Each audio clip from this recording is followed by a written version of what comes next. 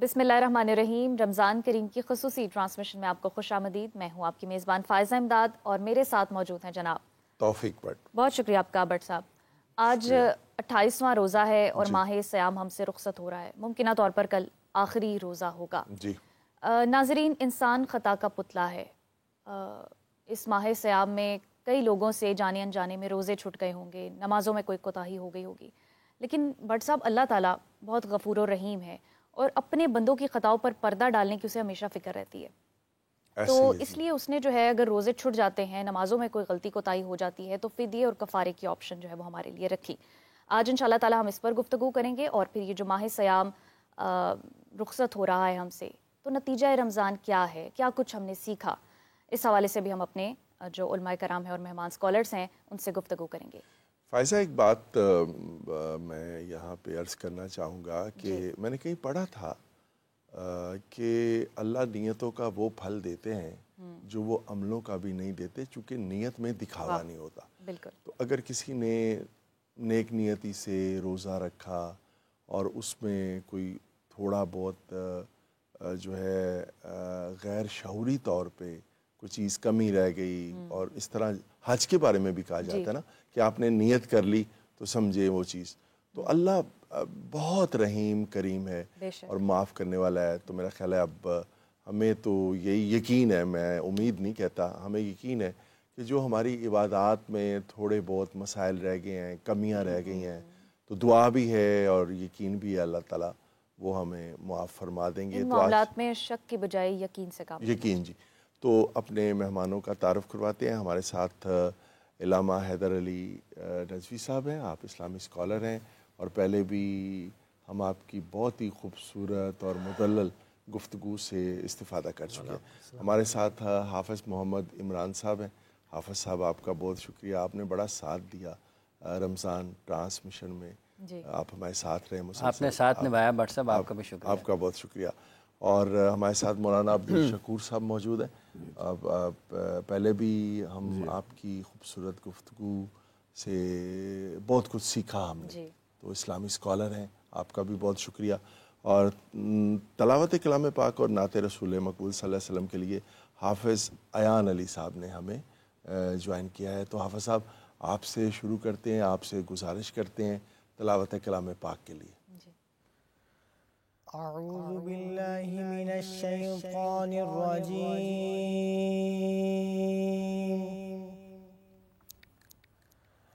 بسم الله الرحمن الرحيم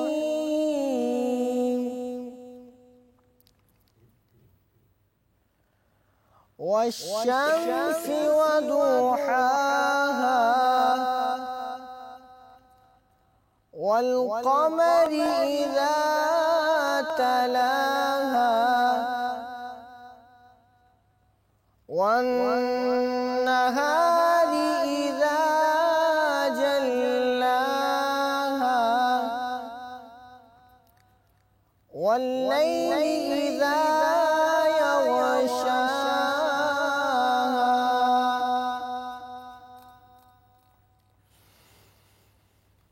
والسماء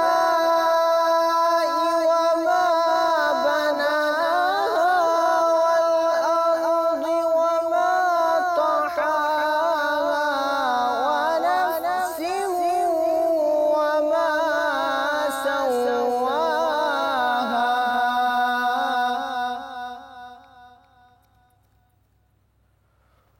ونفس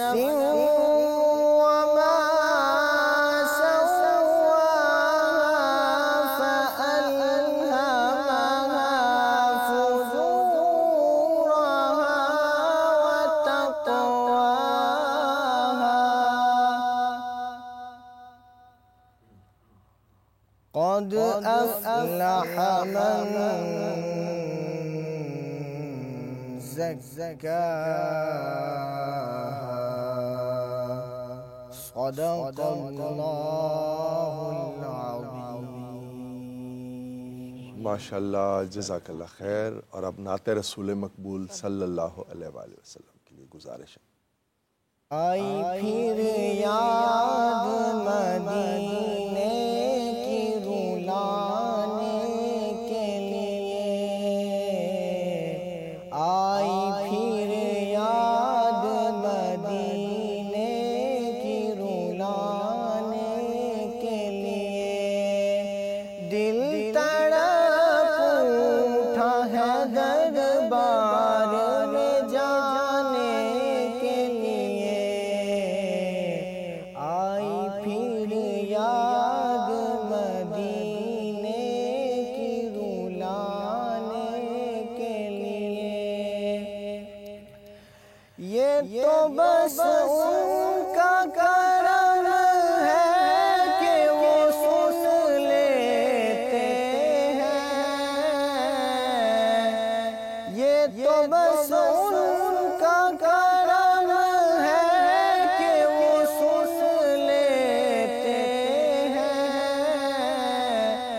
ورنہ یہ لب ورنہ یہ لب کہاں فریاد سنانے کے لیے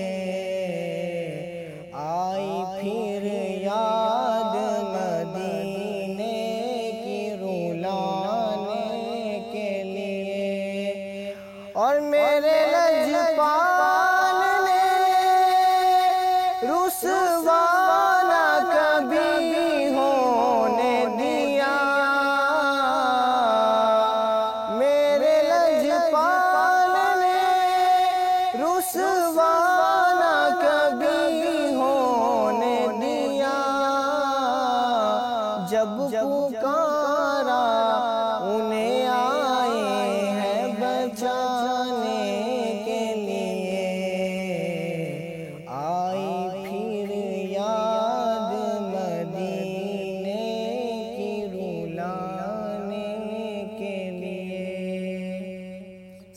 سبحان اللہ۔ ماشاء اللہ۔ بٹ صاحب یہ جو تیسرا عشرہ ہے ماہ رمضان کا، یہ دوزخ سے نجات کا عشرہ ہے، اور نجات کے لیے جہنم سے جہاں توبہ استغفار ضروری ہے، وہاں پر جو غلطی کوتاہی ہو گئی ہے اس پر شرمساری اور کفارہ بھی ادا کرنا چاہیے۔ اس حوالے سے ہم گفتگو کا باقاعدہ آغاز بھی کرتے ہیں، اور اپنے ناظرین کو یہ بھی بتائیں کہ آج سورج گرہن بھی لگ رہا ہے، 1:50 پر یہ لگے گا اور 3:30 تک یہ باقی رہے گا۔ تو علماء کرام سے اسی تسلسل میں چاہوں گی کہ تھوڑا بہت جان لیتے ہیں کہ اس میں بھی کوئی احتیاطی تدابیر اختیار کرنی چاہیے، اس کی اسلام میں کیا حیثیت ہے، کیا اہمیت ہے۔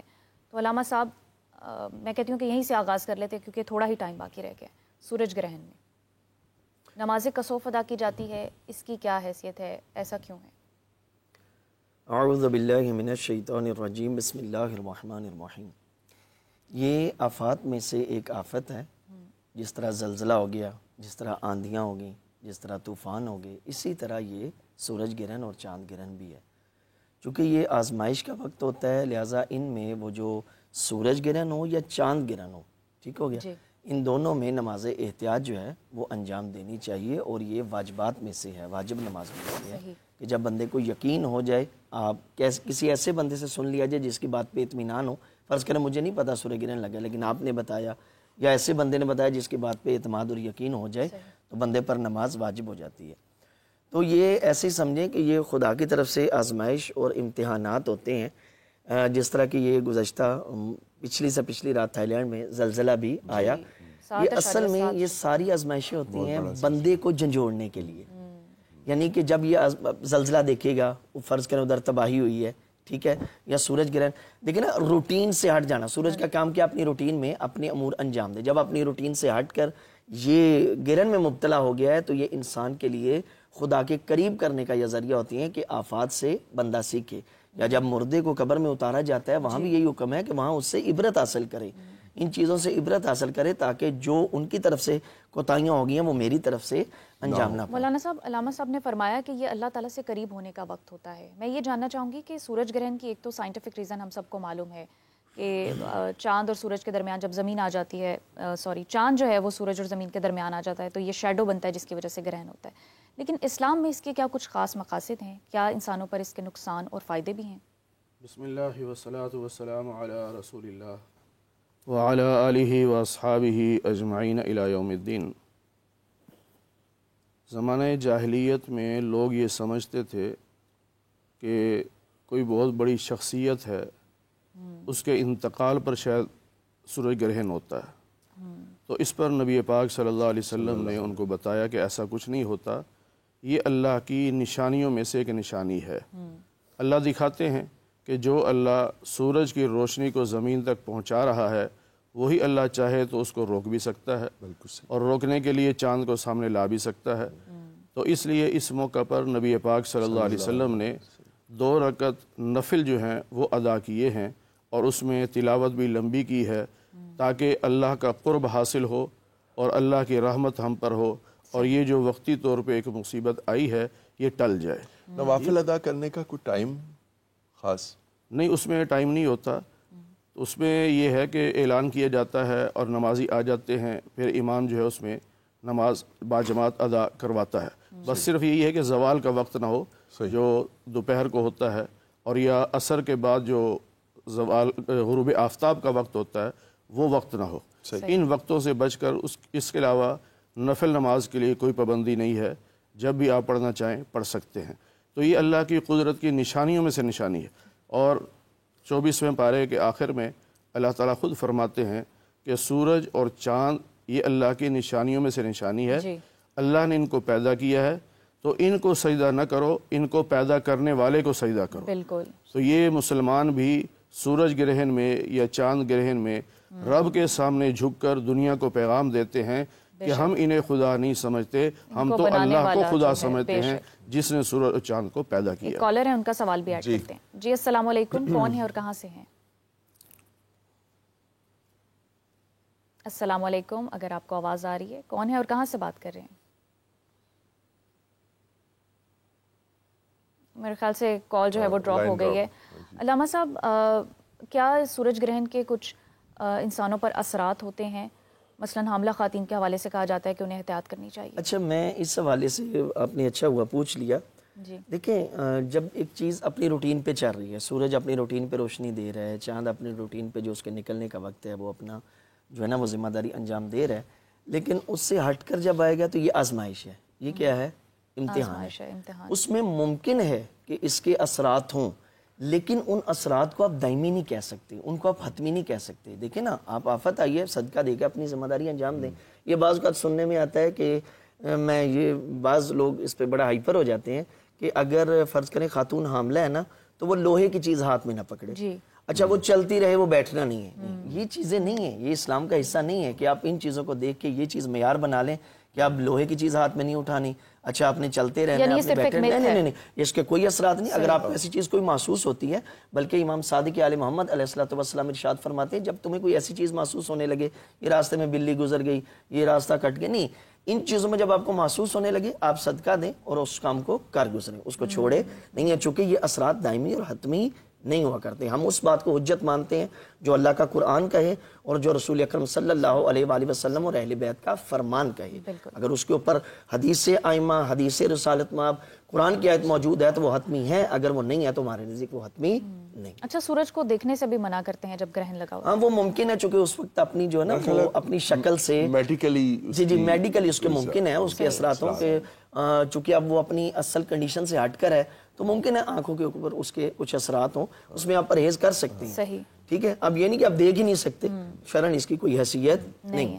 حافظ صاحب، اچھا، ایک میں عرض کرنا چاہوں گا، آپ نے بڑا پیارا علامہ صاحب نے ایک جملہ کہا کہ بعض لوگ یہ سمجھتے تھے کہ کوئی بڑی شخصیت کا اگر انتقال ہو تو سمجھتے ہیں سورج گرہن لگتا ہے. جب رسالت مآب نے تبلیغ شروع کی نا مشرکین مکہ میں، تو اس وقت جناب ابراہیم علیہ السلام رسالت مآب کے بیٹے کو اٹھایا ہوا تھا. تو رسالت مآب نے کہا ایک خدا کو مانو، یہ تم کیا بتوں کے حلبے کے بنائے ہوئے خدا ہیں جو تمہیں نہ فائدہ پہنچا سکتے ہیں نہ نقصان پہنچا سکتے ہیں. تو وہ لوگ مانتے نہیں تھے. تو جناب ابراہیم کا انتقال ہو گیا، اللہ نے بلا لیا تو سورج گرہن لگ گیا. وہ توجہ چاہوں گا. تو لوگ کہتے ہیں نہیں بھائی ایمان لے آؤ، دیکھیں نا ان کے بیٹے کا انتقال ہوا، سورج گرہن لگ گیا. ٹھیک ہے، تو اب ایمان لے آؤ. تو رسالت مآب صلی اللہ علیہ وآلہ وسلم نے بہت پیارا جواب دیا، کہا ضعیف دلیل کے ساتھ تمہارے لائے ہوئے ایمان کی میرے نزدیک کوئی حیثیت نہیں. اگر میرا بیٹا دنیا سے جاتا نہ جاتا، آج چونکہ سورج گرہن تھا اس نے لگنا تھا، چاہے ابراہیم جاتا چاہے ابراہیم نہ جاتا. اگر اسلام کے دائرے میں آنا ہے تو ایک محکم دلیل کے ساتھ ہوں. حافظ صاحب، علامہ صاحب کی یہ جو آخری بات ہے یہ بہت امپورٹنٹ ہے کہ ضعیف ایمان کی کوئی حیثیت نہیں ہے. ضعیف دلیل کے ساتھ لائے گئے ایمان کی کوئی حیثیت، ضعیف دلیل کے ساتھ لائے گئے ایمان کی کوئی وہ حیثیت نہیں ہے. ہمارے ہاں تو یہ ڈسکس بھی ہوا تھا، ہم نے توہم پرستی پہ واٹس ایپ کیا تھا پروگرام، تو لوگوں کے درمیان یہ بہت ساری ایسی باتیں جس پہ وہ عقیدہ رکھتے ہیں، یقین رکھتے ہیں. پھر یہ ساری چیزیں قرب قیامت کے قریب بھی جو نشانیاں ہوں گی، سورج گرہن کا، زلزلوں کا آنا، میں چاہوں گی اس پر بھی آپ کچھ فرمائیں. قال رب انی اعوذ بک من همزات الشیاطین واعوذ بک رب ان یحضرون. رب لا تذرنی فردا وانت خیر الوارثین. رب زدنی علما. جزاک اللہ خیر. اور دیکھیں، جیسے بھی علامہ فرما رہے ہیں، بڑے اچھے انداز میں گفتگو ہوئی ہے. ہم رمضان کے آخری لمحات میں سے گزرے ہیں. اللہ تعالیٰ ہم سب کی ایمان کی حفاظت فرمائے اور ہماری قیامت تک آنے والی جو نسلیں ہیں ان کا جو زندگیوں کا خاتمہ ہو وہ ایمان پر ہو، اور اللہ تعالیٰ ہمیں روز محشر اپنی رحمتوں میں رکھے اور ہم جنت میں جائیں. یہ ہم سب کی دعا، ہم سب جتنے بھی مسلمان ہیں اور سب کے لیے جو ہدایت پر نہیں، اللہ انہیں ہدایت عطا فرمائے. اب چونکہ آپ نے بات بٹ صاحب نے بھی، اور کہ چاند زمین سورج اپنی اگر معمول سے ہٹتے ہیں تو اس کے یہ اثرات ہیں، اس کے بعد یہ آپ کو خرابیاں نظر آتی ہیں. بٹ صاحب ایک ذہن میں خیال آتا ہے جب آپ بیٹھے ہیں کہ اللہ تعالیٰ نے جو یہ کائنات بنائی ہے، چاند، سورج، تارے، سمندر، پانی، نہریں، ان سب کی حدود مقرر کر رکھی ہیں. جی. سمندر اگر اپنی حدود سے باہر نکلتا ہے اس کے نتیجے میں کیا آتا ہے؟ سیلاب آتے ہیں، تباہی ہوتی ہے، سونامی آتے ہیں. ٹھیک ہے جی. اگر چاند یہ اس چیز کا اعلان کرے کہ آج اس نے سورج کو نہیں آنے دینا اور وہی سورج کی جگہ پہ ڈیوٹی دے گا، اس کے نتیجے میں کیا ہوگا؟ تباہی. اور سورج اگر یہ کہے کہ آج چاند کا کوئی جرت نہیں ہے کہ چاند کا وقت ہو گیا تو وہ نکلے، میں ہی رہوں گا، اس کے نتیجے میں کیا ہے؟ تباہی ہے. تو یہ جو حدود ہیں یہ آج کے انسان کو کیا پیغام دیتی ہیں کہ آپ کتنے ہی طاقتور کیوں نہیں ہیں، کتنے ہی بااثر اور مالدار کیوں نہیں ہیں، آپ کی حدود متعین ہے. اور کوئی بھی انسان اپنی عملی زندگی میں، معاشرے میں اگر کوئی شخص اپنی حدود سے تجاوز کرتا ہے تو اس کے نتیجے میں تباہی ہے. بالکل. آج جو ہم لیکن آج تو حافظ صاحب اگر ہم کسی کو یہ کہیں کہ آپ اپنی حدود میں رہیں تو اس سے تو بڑے مسائل پیدا ہو جاتے ہیں. وہ سانو اپنی حدود سے بھیجنے کی کوشش کرتا ہے. ہاں ٹھیک ہے. تو یہ ایک مسئلہ ہے نا، معاشرتی مسئلہ ہے. اگر ہمارے مسائل ہیں تو اس کی ایک وجہ نا کہ یہ جو فطرت کا نظام ہے یہ کیوں ہے؟ ان فی ذلک لآیات لقوم یعقلون، ان فی ذلک لآیات لقوم یتفکرون. عقل استعمال کرنی ہے، سمجھ بوجھ کرنی ہے، غور و فکر کرنا ہے. تو ایک سبق تو اس سے یہ ملتا ہے. اور جہاں تک تعلق اس ضعیف دلیل کے ساتھ، ہم اللہ تعالیٰ ہمارے ایمان کی حفاظت فرمائے جو کہ شروع میں ہوا ہے. تو ہم بھی ویسے تو ہم اللہ کا شکر ہے کہ کلمہ گو ہیں، لیکن اگر ہم اپنے روزمرہ کی زندگی کو دیکھتے ہیں تو ہمارے بھی تو بڑے کمزور ایمان ہے نا. ہم بات پہ سب سے پہلے ہمارا ایمان خطرے میں آتا ہے. سب سے پہلے ایک قدم پہ ہمارا ایمان خطرے میں چلا جاتا ہے. اللہ تعالیٰ ہمارے ایمان کی حفاظت فرمائے. لیکن جو ہماری زندگیاں ہیں بٹ صاحب یہ تو اس کے بہت برعکس ہیں. اللہ تعالیٰ کے احکامات، نبی کریم صلی اللہ علیہ وسلم کمزور ایمان والے ہم تو اتنے کمزور ہیں، ہم اپنے بھائی کا اتنے کمزور ہیں کہ اولاد والدین کے ساتھ عدالتوں میں ہے، بھائی بھائی کے خلاف عدالتوں میں ہے. ٹھیک ہے. بہنیں بہنوں کے ساتھ بات نہیں کرتی ہیں. ٹھیک ہے. بھائی بھائیوں کے دشمن بنے ہوئے ہیں. تو اس سے زیادہ کمزور ایمان کیا ہوگا؟ یہ کمزور ایمان کی نشانی نہیں ہے تو کیا ہے؟ کیونکہ اللہ تو قرآن میں فرماتے ہیں کہ وَإِن يَمْسَسْكَ اللَّهُ بِضُرٍّ فَلَا كَاشِفَ لَهُ إِلَّا هُوَ. اللہ قرآن میں فرماتے ہیں کہ وَمَا أَصَابَكُم مِّن مُّصِيبَةٍ فَبِمَا كَسَبَتْ أَيْدِيكُمْ وَيَعْفُو عَن كَثِيرٍ. تو ہمارا ایمان تو اتنا کمزور ہے کہ اگر مجھے کوئی تکلیف آ گئی ہے، کوئی چوٹ بھی لگ گئی ہے تو میں نے کہا کہ بٹ صاحب نے میرے اوپر تویز کر دیتا ہے. یہ ہم ان تمام چیزوں کو آج کی زندگی میں اگر اپنی شامل کرتے ہیں، ان کو دیکھتے ہیں، پرکھتے ہیں، غور و فکر کرتے ہیں، تو پھر ہمیں اس سے سبق حاصل کرنا ہے. ٹھیک ہے. جتنی نبی کریم صلی اللہ علیہ وسلم کی مبارک سیرت سے، آپ کے عظیم صحابہ کی زندگیوں سے، اہل بیت سے جو ہمیں سبق ملتا ہے. کیوں کھڑے ہو گئے تھے نا امام حسین؟ ٹھیک ہے. کیا ان سے زیادہ کوئی اس کائنات میں ہوگا پھر اس وقت اللہ کی زمین پر کہ جن کا ساتھ کسی کو دینا ہے؟ کس لیے؟ حق کے لیے نا، سچ کے لیے. تو آج کیا ہم حق اور سچ کا ہم بولنا تو دور کی بات ہے، ہیں بھی ساتھ یا نہیں ہیں؟ نہیں، ہم حق اور سچ سے بھاگتے پھرتے ہیں. جو حق اور سچ کی بات کرتے ہیں یہ پاگل ہو گیا ہے، یہ دماغ تھوڑا تباہ کر لے گا اپنے آپ، تباہ کر لے گا اپنے آپ. ابھی آپ ایک بات بتا رہے تھے کہ آپ نے کسی پاکستان کے نامور اور مشہور لوگوں کے سامنے کسی نے آپ کو کہا بٹ صاحب تسی بڑی جرت کا کام کر رہے ہو، سچ لکھ رہے ہو. تو سچ بولنا بھی جرت کا کام ہے. حالانکہ مہذب معاشروں میں کیا ہوتا ہے بٹ صاحب؟ مہذب معاشروں میں سچ بولنا ایک معمولی عمل ہے، معمولی نارمل روٹین کی ایک بات. ہم اب نارمل ہو گئے نا پھر، اور ہمارے ہاں سچ بولنا جرت مندی ہے. جرت مندی اب نارمل ہو گئے ہیں. یہ ایک افسوسناک چیز ہے، ہمیں اپنی اصلاح کرنی چاہیے. ایک کالر ہے ہمارے ساتھ، کال لیتے ہیں. جی السلام علیکم، کون ہے اور کہاں سے بات کر رہے ہیں؟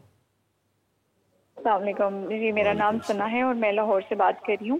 میرا سوال یہ ہے کہ ریسنٹلی میری بہن جو ابھی ایکسپیکٹنگ ہے اور ابھی کیونکہ سورج گرہن بھی چل رہا ہے، تو میرا یہ سوال ہے کہ جو ہم لوگ یہ کہتے ہیں کہ تعلق کٹ جاتا ہے بچے کا اگر آپ اسپیشل کچھ چیزیں پریکاشنز وغیرہ نہ لیں، تو کیا یہ بات سچ ہے؟ کیونکہ جو میرے نیبر ہیں ان میں بھی ایک بچہ اسی طرح کا پیدا ہوا ہے جو کلیفٹ لپ ہے، جس کا تعلق نہیں ہے، اور سب یہ کہتے ہیں کہ یہ سورج گرہن یا چاند گرہن کا نتیجہ ہے، انہوں نے احتیاط نہیں کی تھی ان کے پیرنٹس نے. تو کائنڈلی مجھے یہ بتا دیں کیا واقعی ایسا ہے یا نہیں ہے؟ جی شکریہ ثنا. علامہ صاحب نے فرمایا تھا، میں مولانا صاحب آپ کی رائے میں اس پہ لینا چاہوں گی کہ پریکٹیکلی لوگ دیکھتے ہیں ان کے ارد گرد ایسی مثالیں موجود ہیں کہ جب سورج گرہن ہوا، چاند گرہن ہوا، احتیاط نہ کی تو پھر ایسے بچوں کی پیدائش ہوئی، کوئی نشان آ جاتا ہے، کوئی بلیک کلر کا ہو، برتھ مارک. جی یہ قدرتی چیزیں ہیں، اس کا تعلق سورج گرہن کے ساتھ نہیں ہے. صحیح. ویسے ہی ہونا تھا بس ہو گیا.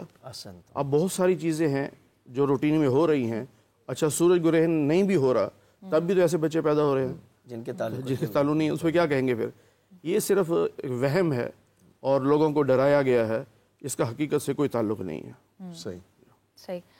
علامہ صاحب روزوں کے کفارے کے حوالے سے بھی ہم نے جو ہے وہ آج گفتگو کرنی ہے. سب سے پہلے تو مجھے یہ بتائیں کہ کفارہ اور فدیہ ان دونوں میں فرق کیا ہے؟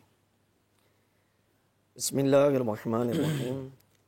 فدیہ اگر آپ اسے ماہ رمضان میں اس لفظ کو منطبق کریں گے تو دونوں کا ایک ہی مطلب بنے گا.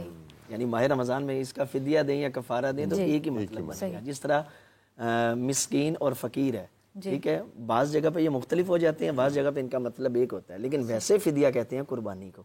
ٹھیک ہے، فدیہ کہتے ہیں اپنے آپ کو قربان کرنا، لیکن روزوں میں دونوں کا مطلب ایک ہی بنے گا. اب کفارہ جو ہے وہ یہ ہوتا ہے کہ آپ کے اوپر روزہ واجب تھا، جی آپ نے اسے رکھنا تھا. اب اس کی کنڈیشن یہ ہے کہ آپ مریض ہیں، رکھ نہیں سکتے، یا آپ کو ایسا سفر کرنا پڑ گیا جو سفر جائز تھا، ٹھیک ہو گیا، تو اب اس کا آتا ہے کفارہ.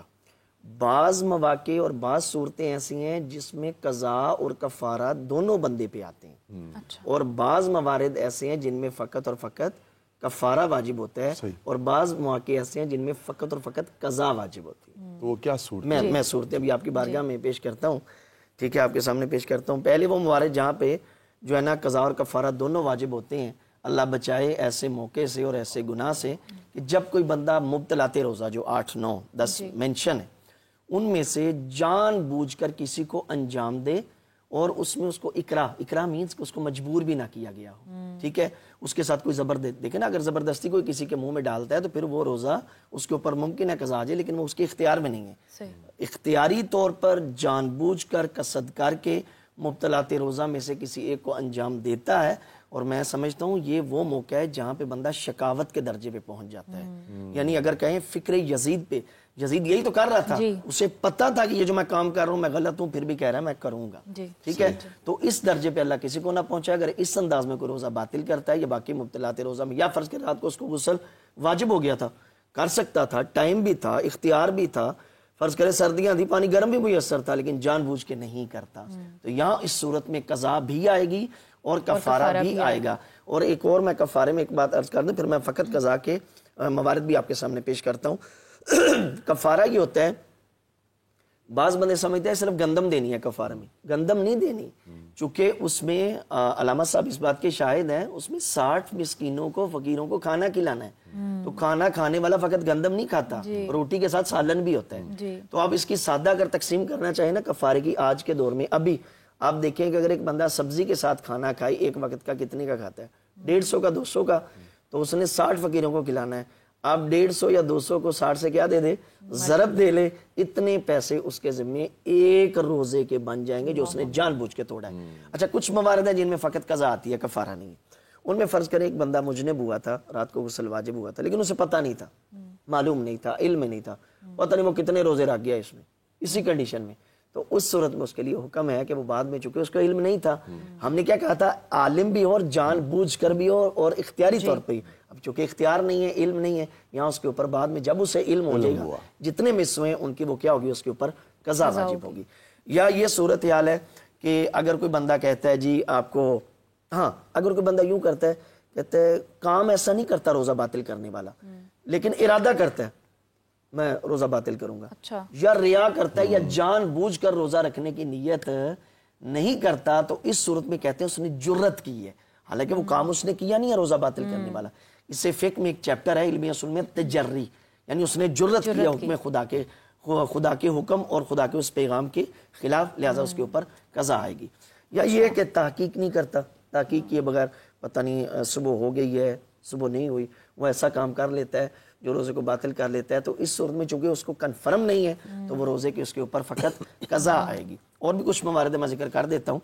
پھر اگلا یہ ہے کہ کسی دوست نے کہا، جس کی بات پیت میں نہ تھا، اس نے کہا ابھی صبح نہیں ہوئی، یعنی ابھی آپ کھا پی سکتے ہیں. اس نے کھانا پینا شروع کرے, بعد میں پتہ چلا نہیں جب میں کھا رہا تھا صبح ہو گئی تھی, اس صورت میں بھی اس کے اوپر قضا ہے. اس کے برعکس کسی نے کہا بھائی صبح ہو گئی ہے, تو یہ اس کی بات کو سیریس نہیں لیتا, کہتا نہیں وہ حاضل ہے, یعنی وہ مذاق کر رہا ہے, تو یہ کھاتا پیتا رہتا ہے, بعد میں پتہ چلا صبح ہو گئی ہے, تو اس صورت میں بھی روزہ اس کے ذمہ قضا ہوگی. اگلی صورت یہ ہے کہ وہ کسی ایسے بندے کی بات کہ عام روٹین میں اگر وہ بندہ اسے وہ بات کہے نا, تو شریعت بھی کہتی ہے تم اس کی بات پہ اطمینان کر لو. وہ ایسے بندے کی بات پہ اطمینان کر کے جو ہے وہ کھانا پینا جاری رکھتا ہے, بعض میں پتہ چلا صبح ہو گئی ہے, تب بھی اس صورت میں اس کے اوپر قضا آئے گی. یا یہ ہے کہ وہ تحقیق کیے بغیر کہ ابھی جو ہے نا وہ اس نے تحقیق کی کہ جو ہے نا وہ مغرب نہیں ہوئی, ابھی افطار کا ٹائم نہیں ہوا, تو اس نے اپنی طرف سے تحقیق کی, لیکن بعد میں پتہ چلا نہیں, جب وہ کھا رہا تھا اس وقت واقعی ابھی مغرب نہیں ہوئی تھی, تو اس صورت میں اس کے اوپر جو ہے وہ قضا آئے گی. اور بعض بندے جو ہے نا یہ گرمیوں کے دنوں میں پانی منہ میں گھماتے ہیں, مذاق اسے کہتے ہیں, یعنی نا پانی منہ میں اسے گھماتے رہتے ہیں, چلے ذرا تھوڑی تسکین مل جائے. لیکن اگر وہ غیر اختیاری طور پر, حالانکہ اسے کنٹرول تھا کہ یہ اندر جائے گا نہیں, اسے اپنے آپ کے اوپر کنٹرول تھا, لیکن پھر بھی اگر وہ چلا جاتا ہے, اس صورت میں بھی اس کے اوپر قضا ہوگی. اور تکیے کی صورت میں یا اکراہ کی صورت میں کسی بندے کے ساتھ جبر کیا جائے, زبردستی کی جائے, اس کے منہ میں کوئی چیز اونڈیل دی جائے, یا اگر یہ ہے کہ اگر وہ نہیں کھاتا وہاں اس کی جان کو خطرہ ہے, تو اس صورت میں اس کے اوپر قضا ہوگی, کفارہ نہیں. حافظ صاحب لاسٹ کمنٹ میں اس حوالے سے آپ کا بھی لینا چاہوں گی. علامہ صاحب نے بہت تفصیل سے بتایا کہ قضا کی صورتیں حاصل ہونا, سستی اور مطلب لا علمی, ہاں بلا عذر اور جان بوجھ کے تو پھر ایک سیکنڈ چیز آ جاتی ہے, لیکن ہم دیکھتے ہیں کہ ہمارے تو رویے یہ نارمل ہیں. ہم اب نارمل ہیں, بٹ صاحب نے ابھی خود تو کہا ہے کہ ہم ہیں ہی اب نارمل. میرا بھی ایک سوال شامل کر لیں فائزہ کے سوال کے ساتھ.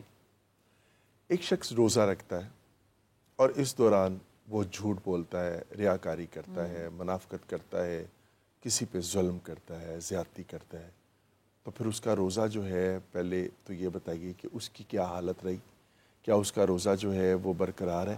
اور اگر اس کو پتہ ہے کہ میں نے یہ کام کیا ہے اور اس سے میرا روزہ کمزور ہوا یا ٹوٹ گیا, تو پھر اس کا کفارہ کیا؟ اب سب سے جواب لیں اس حوالے سے میں بھی کچھ اپنا پوائنٹ ایڈ. جی دیکھیں سر, لن ینال اللہ لحومھا ولا دماؤھا ولکن ینالہ التقوی منکم.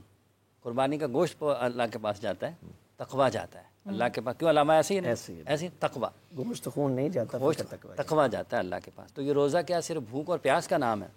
روزہ بھوک اور پیاس کا نام نہیں. اب جو آپ نے ذکر فرمایا, ہم اللہ تعالیٰ سے یقین یہی کرتے ہیں کہ اللہ تعالیٰ ہمارے تمام نیک اعمال کو جو ہم اللہ کی رضا کے لیے کرتے ہیں, اللہ تعالیٰ ان کو اپنی بارگاہ میں قبول و منظور فرمائے اور ہماری خطاؤں کو معاف فرمائے. لیکن یہ جتنی بھی چیزیں بٹ صاحب آپ نے گنوائی ہیں, یہ قرآن سے تو متصادم ہے. اللہ کیا ظالموں کو پسند فرماتے ہیں؟ اللہ نے کہا لا یحب الظالمین, اللہ ظالموں کو پسند نہیں کرتا. اگر کوئی یتیم کا مال کھاتا ہے روزہ رکھ کے, تو اللہ تو کہتا ہے ولا تقربوا مال الیتیم, کہ یتیم کے مال کے قریب نہ جاؤ. اگر کوئی فساد پھیلاتا ہے تو لا یحب المفسدین, اللہ نے کہا ہے کہ اللہ فساد پھیلانے والوں کو پسند نہیں کرتا. اگر کوئی حد سے بڑھتا ہے تو لا یحب المعتدین, اللہ نہیں پسند کرتا ان کو بھی. خصوصاً جھوٹ بہت بولتے ہیں لوگ. تو لعنت اللہ علی الکاذبین, لعنت اللہ علی الکاذبین, اللہ نے قرآن میں فرمایا ہے. تو یہ ساری جو چیزیں ہیں, اگر آپ ایک ایک چیز کو اپنی آج کی زندگی کے اوپر رکھیں, پرکھیں, تو ہمیں پھر خود سے احساس ہوگا کہ یار ہم غلط راستے پر ہیں, ہمیں وہ نہیں کرنا چاہیے.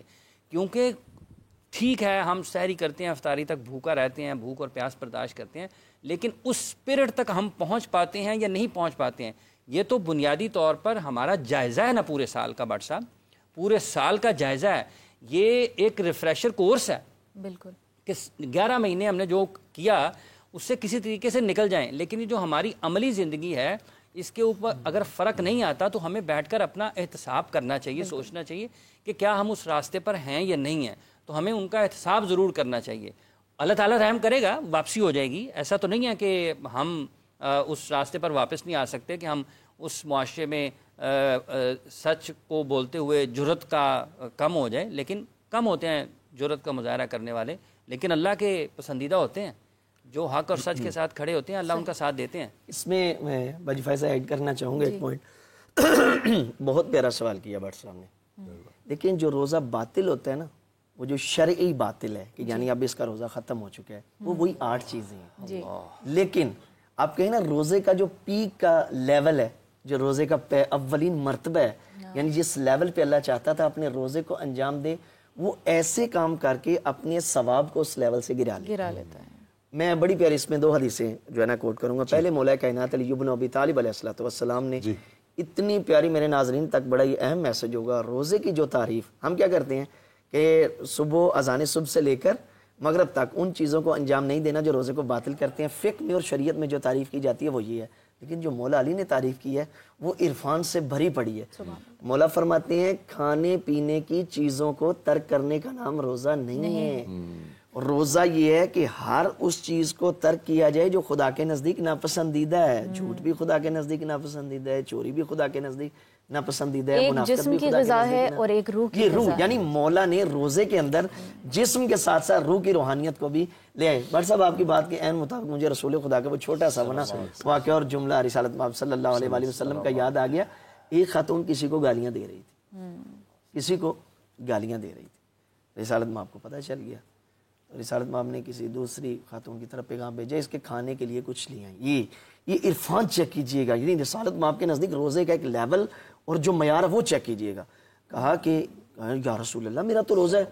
کہا جب تم گالیاں دے رہی تھی روزہ تو تمہارا تب بھی ختم ہو چکا تھا. یعنی رسالت مآب کے نزدیک روزے کا لیول یہ ہے کہ آپ خلاف مروت سے بھی بچیں. حالانکہ جھوٹ تمام گناہوں کا اور تمام رذائل کا جڑ ہے, لیکن ممکن ہے شریعت میں اس کا روزہ شرعی باطل نہ ہو, لیکن عرفان اور روحانی لیول پہ اس نے اپنے ثواب کو بالکل نیچے گرا لیا ہے. تو ہمیں کوشش کرنا چاہیے جس طرح جسم کو توانا رکھنے کے لیے ہم باڈی بلڈنگ کرتے ہیں, جم جوائن کرتے ہیں, یہ جسم کو, حالانکہ کتنی تعجب کی بات ہے جس نے 70-80 سال رہنا ہے اس کی پرورش کے لیے اتنی محنت, اتنی ایفرٹ, اور وہ روح جس نے قبر میں بھی رہنا ہے اور معاشر میں بھی ساتھ رہنا ہے, اس کو تیار کرنے کے لیے بندہ کچھ نہ کرے. میں جناب نوح کا ایک فرمان یہیں پہ بات ختم کروں گا, پھر آپ اپنے اگلا سوال لے لیجئے گا.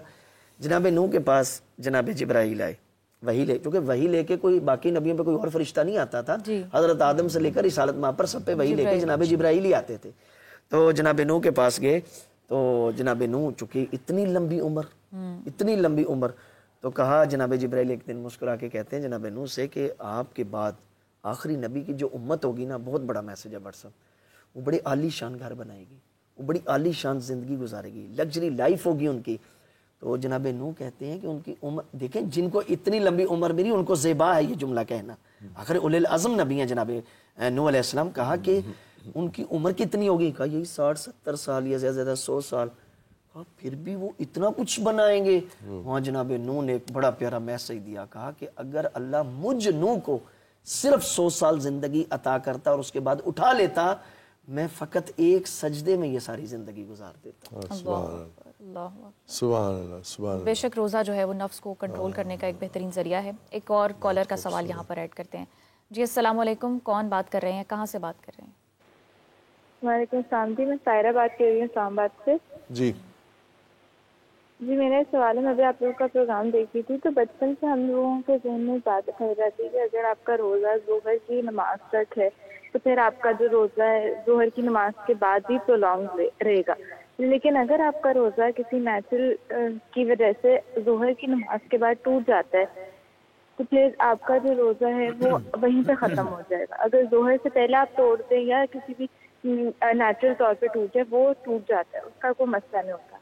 ذرا اس سے وضاحت کرتے ہیں. مولانا صاحب میرے خیال سے بہن پوچھنا چاہ رہی ہیں کہ کسی بھی شرعی عذر کی وجہ سے اگر ظہر سے پہلے تک روزہ ٹوٹتا ہے یا ظہر کے بعد تو اس کی کیا صورتیں ہیں؟ روزہ کسی وقت بھی ٹوٹے, چاہے وہ افطار سے 2 منٹ پہلے ہی ٹوٹے, وہ ٹوٹ گیا ہے اور اس کی قضا ہے. اور چاہے وہ شروع ہی میں یعنی سحری کھائی ہے, وقت ختم ہو گیا, روزہ شروع ہو گیا, 2-4 منٹ کے بعد 5 منٹ کے بعد روزہ توڑ دیا یا ٹوٹ گیا تو وہ اللہ کے ہاں ٹوٹ گیا ہے, اب اس کی قضا کرنی پڑے گی.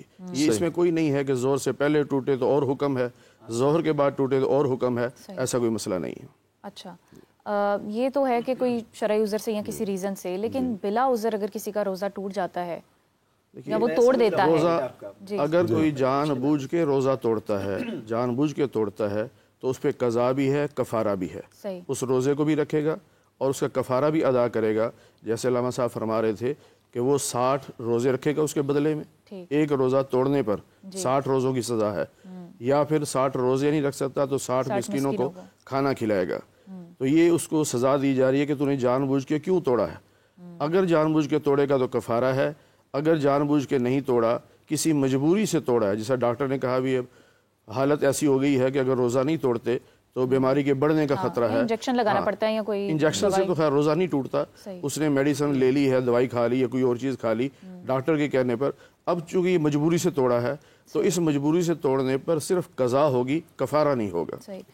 علامہ صاحب جی اچھا ایک اور اس میں عام طور پہ یہ بھی یہ جو بھولے سے کوئی پانی پی لیتے ہیں اور کوئی چیز کھا لیتے ہیں, میں آپ کو بات بتاؤں, آپ کے اسی پروگرام میں نے تیسری یا چوتھی پروگرام میں ایک جملہ کہا تھا, اگر لوگ یہ سمجھ جائیں کہ یہ دین مشکل نہیں ہے, مشکل کشا ہے, یہ دین مشکلوں سے نکالنے کے لیے آیا ہے. اب ایک بندے کا بھول چوک سے واقعی اب بھول کا معیار چیک کرنا ہے, میں بجی اس کا بھی جواب دیتا ہوں. بھول کا معیار چیک کرنا, بھول کا معیار کیا ہے, کیا واقعی وہ بھول ہے یا اس نے جان بوجھ کے کیا ہے, یہ اس کا اور خدا کا معاملہ ہے. آپ کو تو کہہ دے گا میں نے بھولے سے پیا ہے, لیکن اب اس کا ضمیر بالکل اپنے خدا کی بارگاہ میں ہے, خدا سامنے ہے, خدا کو سامنے رکھ کے اس کا ضمیر کہے واقعی بھولے سے پیا ہے, روزہ نہیں باطل اس کا, ٹھیک ہے. لیکن اگر اس نے واقعی جان بوجھ کے کیا آپ کے سامنے تو وہ بچ جائے گا, لیکن خدا اور اس کے درمیان جو معاملہ ہے وہ بہتر جانتا ہے. میں اس کو باجی کے پوائنٹ کو سمجھ گیا. یعنی ایک دفعہ یہ کہ روزہ خود بخود آپ کا ختم ہو جاتا ہے, اس کی بھی کچھ صورتیں ہیں. یعنی عورتوں کے اوپر اللہ نے کچھ ایام رکھے ہیں, ان ایام میں جب وہ روزے کی حالت میں ہوں, چاہے زوال سے پہلے ہوں, ظہر کے بعد ہوں, افطار سے پہلے ہوں, جو ہی وہ کنڈیشن بنے گی ان کا روزہ ختم ہو جائے گا. اب چونکہ انہوں نے توڑا نہیں ہے یہ, یعنی ان کے اوپر عذر یہ اختیاری نہیں ہے, یعنی یہ خدا کی طرف سے جو ایک مقرر کردہ ان کے لیے ایک لیمٹس ہیں, تو اس میں جب وہ ہو گیا تو روزہ اس میں چونکہ نجاست کی حالت میں اللہ کو اپنی عبادت پسند نہیں ہے, ٹھیک ہے, وہ روزہ تو ختم ہو جائے گا, لیکن اس کے لیے ایک حکم ہے, بہتر یہ ہے کہ اس کو آپ پائے تکمیل تک پہنچے. قضا آپ نے کرنی ہے اس کی, قضا اس کی جو میں نے عرض کیا تھا نا, کچھ پوائنٹ ایسے جن میں روزوں کی قضا آ جاتی ہے, ان میں ایک پوائنٹ یہ ہے کہ جب یہ کنڈیشن بن جائے, اور دوسرا ایک اس صورت میں بھی, اور دوسرا جب بندہ سفر کرتا ہے روزے کی حالت میں, زوال سے پہلے میں نے سفر کیا, سفر میرا جائز تھا, میں نے سفر کیا, جو ہی میں نے حد ترخص اپنے اس شہر کی کراس کی, روزہ میرا ختم ہو گیا. اب روزہ میرا ختم ہو گیا, لیکن بہتر یہ ہے اس کو بھی آپ پائے تکمیل تک پہنچائیں. آپ کو ایسی چیز علامہ صاحب یہ دونوں صورتیں جو آپ نے بتائیں, اس میں قضا کا کرائیٹیریا کیا ہے؟ قضا کا کرائیٹیریا قضا یہی ہے, بس اس نے دوبارہ وہ روزہ رکھنا ہے, چونکہ سفر اس کا جائز تھا. فرض کریں کوئی ایسا ضروری سفر تھا جس میں اس کا مالی نقصان تھا, یا کوئی کل کو اسے کوئی مشکل کریٹ ہو سکتی تھی. دیکھیں سفر کا معیار یہ ہے کہ ایک دفعہ یہ ہے کہ وہ روزے کو ختم کرنے کے لیے ہی سفر کرتا ہے, پھر بٹ سب وہی بات آ جائے گی, خدا اور اس کے درمیان معاملہ ہے, کیا روزے سے بچنے کے لیے کر رہے ہیں یا واقعی اس کا سفر ضروری ہے. اگر سفر ضروری ہے, اس کا جانا اور سفر جائز بھی تھا, چونکہ اگر حرام سفر ہو تو پھر وہی بات آ جائے گی گویا کہ اس نے جان بوجھ کے روزے کو باطل کیا. جائز سفر ہے تو اس کے اوپر قضا آ جائے گی, اور وہ فقط روزے کی بعد میں قضا کرے گی, یعنی فقط وہی ایک روزہ رکھے. صحیح. مولانا صاحب شوال بھی آگے آ جاتا ہے, پھر اس کے بھی کچھ نفلی روزے اگر لوگ رکھتے ہیں تو وہ کیا قضا کو کمپنسیٹ کر دیتے ہیں یا الگ سے رکھنا پڑتے ہیں؟ دیکھیے اگر تو شوال کے روزے رکھ رہا ہے لیکن نیت قضا کی کر رہا ہے, صحیح, تو پھر اس کے قضا ہوں گے, اور اگر وہ شوال کی نیت کر رہا ہے تو پھر شوال کے ہوں گے. یہ نہیں ہو سکتا کہ وہ روزہ ایک رکھ رہا ہے اور ایک روزہ رکھ رہا ہے وہ, اور اس میں قضا کی نیت کر رہا ہے اور یہ بھی سمجھ رہا ہے کہ میرا شوال کا بھی ہو جائے گا روزہ. ایسا نہیں ہوگا. شوال کے 6 روزے الگ ہیں اور قضا روزہ جو ہے وہ الگ ہوگا. اس میں پھر اتنی گنجائش ضرور ہے کہ جب اس کو موقع ملے, سہولت ہو, اس وقت وہ روزہ رکھ لے. بعض دفعہ ایسے مریض ہوتے ہیں کہ وہ ان دنوں میں روزہ نہیں رکھ سکتے اور اسی نتیجے میں روزہ ٹوٹ بھی گیا ان کا. اب وہ آگے چل کے سردی کا موسم آ جائے, جیسا دسمبر جنوری آ جاتا ہے, اس میں روزہ ذرا آسان ہو جاتا ہے, تو اگر وہ سمجھتا ہے کہ میں وہاں تک پہنچ سکتا ہوں اور وہاں رکھوں گا تو رکھ سکتا ہے روزہ, اسلام نے اجازت دی ہے. لیکن بہتر یہ ہوتا ہے کہ جتنی جلدی قضا کر لے, کیونکہ زندگی موت کا پتہ نہیں ہوتا. یہ نہ ہو کہ ذمے روزے رہ جائیں, تو بہتر ہے کہ پہلے رکھ لے. لیکن اگر نہیں رکھ سکتا تو پھر وہ چھوٹے دنوں میں جا کے, یعنی دسمبر جنوری میں جا کے روزے رکھ سکتا ہے, ان میں اس کی قضا وہ کر سکتا ہے. اور جیسے علامہ صاحب نے فرمایا کہ اگر سفر شروع کر دیا اور اپنے شہر سے باہر نکل گیا تو روزہ خود بخود ختم ہو جائے گا. یہ ہمارے ہاں ایسا نہیں ہے. مسافر اگر روزہ رکھ رہا ہے تو اس کا روزہ رہے گا. اگر وہ سفر کر رہا ہے پھر روزہ رکھ رہا ہے تو روزہ رہے گا. ہاں اگر وہ جان بوجھ کے روزہ چھوڑنا چاہتا ہے, گنجائش ہے کہ سفر میں روزہ چھوڑنے کی گنجائش ہے, رکھنے کی بھی گنجائش ہے. اچھا, اس میں میں ایک پوائنٹ ایڈ کرنا چاہوں گا. 2 چیزیں دیکھیں, وہ اپنے اس مسلک کے مطابق, اپنے مکتب کے مطابق, ٹھیک ہے, وہ بھی بیان کریں. میں اپنے مکتب تشیع کے لیے بیان کرنا چاہتا ہوں, جہاں پہ نماز قصر ہے, روزہ فقہ جعفریہ میں قصر ہو جاتا ہے. صحیح. یعنی جہاں پہ 4 رکعتی نماز 2 رکعتی ہو جاتی ہے وہاں پہ روزہ قصر ہو جاتا ہے. ٹھیک ہے, اور بعد میں اس کو انجام دیا جائے گا جیسے میں نے عرض کیا. اچھا ایک اور بات میں عرض کروں, بعض بندے سمجھتے ہیں کہ مریض کی کنڈیشن ہوتی ہے. ایک دفعہ یہ ہے کہ ماہ سیام گرمیوں میں ہے, ابھی تو ماشاءاللہ بڑا ٹھنڈا گزرا ہے, جیسا کہ آئندہ 2-4 سال مزید ابھی پھر سردیوں میں ہی آئیں گے 6-7 سال, ٹھیک ہے, اس سے بھی زیادہ. اگر کوئی بندہ کفارہ دے دیتا ہے, فرض کریں یا ابھی گرمی زیادہ ہے, ڈیوریشن 14-15 گھنٹے بند ہے, تو وہ مریض اس کیٹیگری کا ہے, وہ کہتا ہے کہ رکھوں تو میرے لیے نقصان دہ ہے, میں برداشت نہیں کر پاؤں گا. یعنی عام روٹین پہ اگر بندہ برداشت کرے تو وہ برداشت نہیں کر پاتا, وہ کفارہ دے دیتا ہے. لیکن وہ سردیوں میں اتنا فٹ ہو جاتا ہے ماشاءاللہ کہ وہ دن بھی چھوٹے ہو جاتے ہیں, وہ روزہ رکھ سکتا ہے. تو وہ یہ بندہ قطعاً نہ سمجھے کہ وہ کفارہ دے کے اب میں بچ گیا ہوں. نہ نہ نہ نہ, وہ کفارہ جو اس نے دیا وہ وقتی تھا, چونکہ ماہ رمضان اس کے اوپر واجب تھا, اس کے ذمہ اب کچھ نہ کچھ تو آنا تھا, وہ اس کے بدلے میں ہے.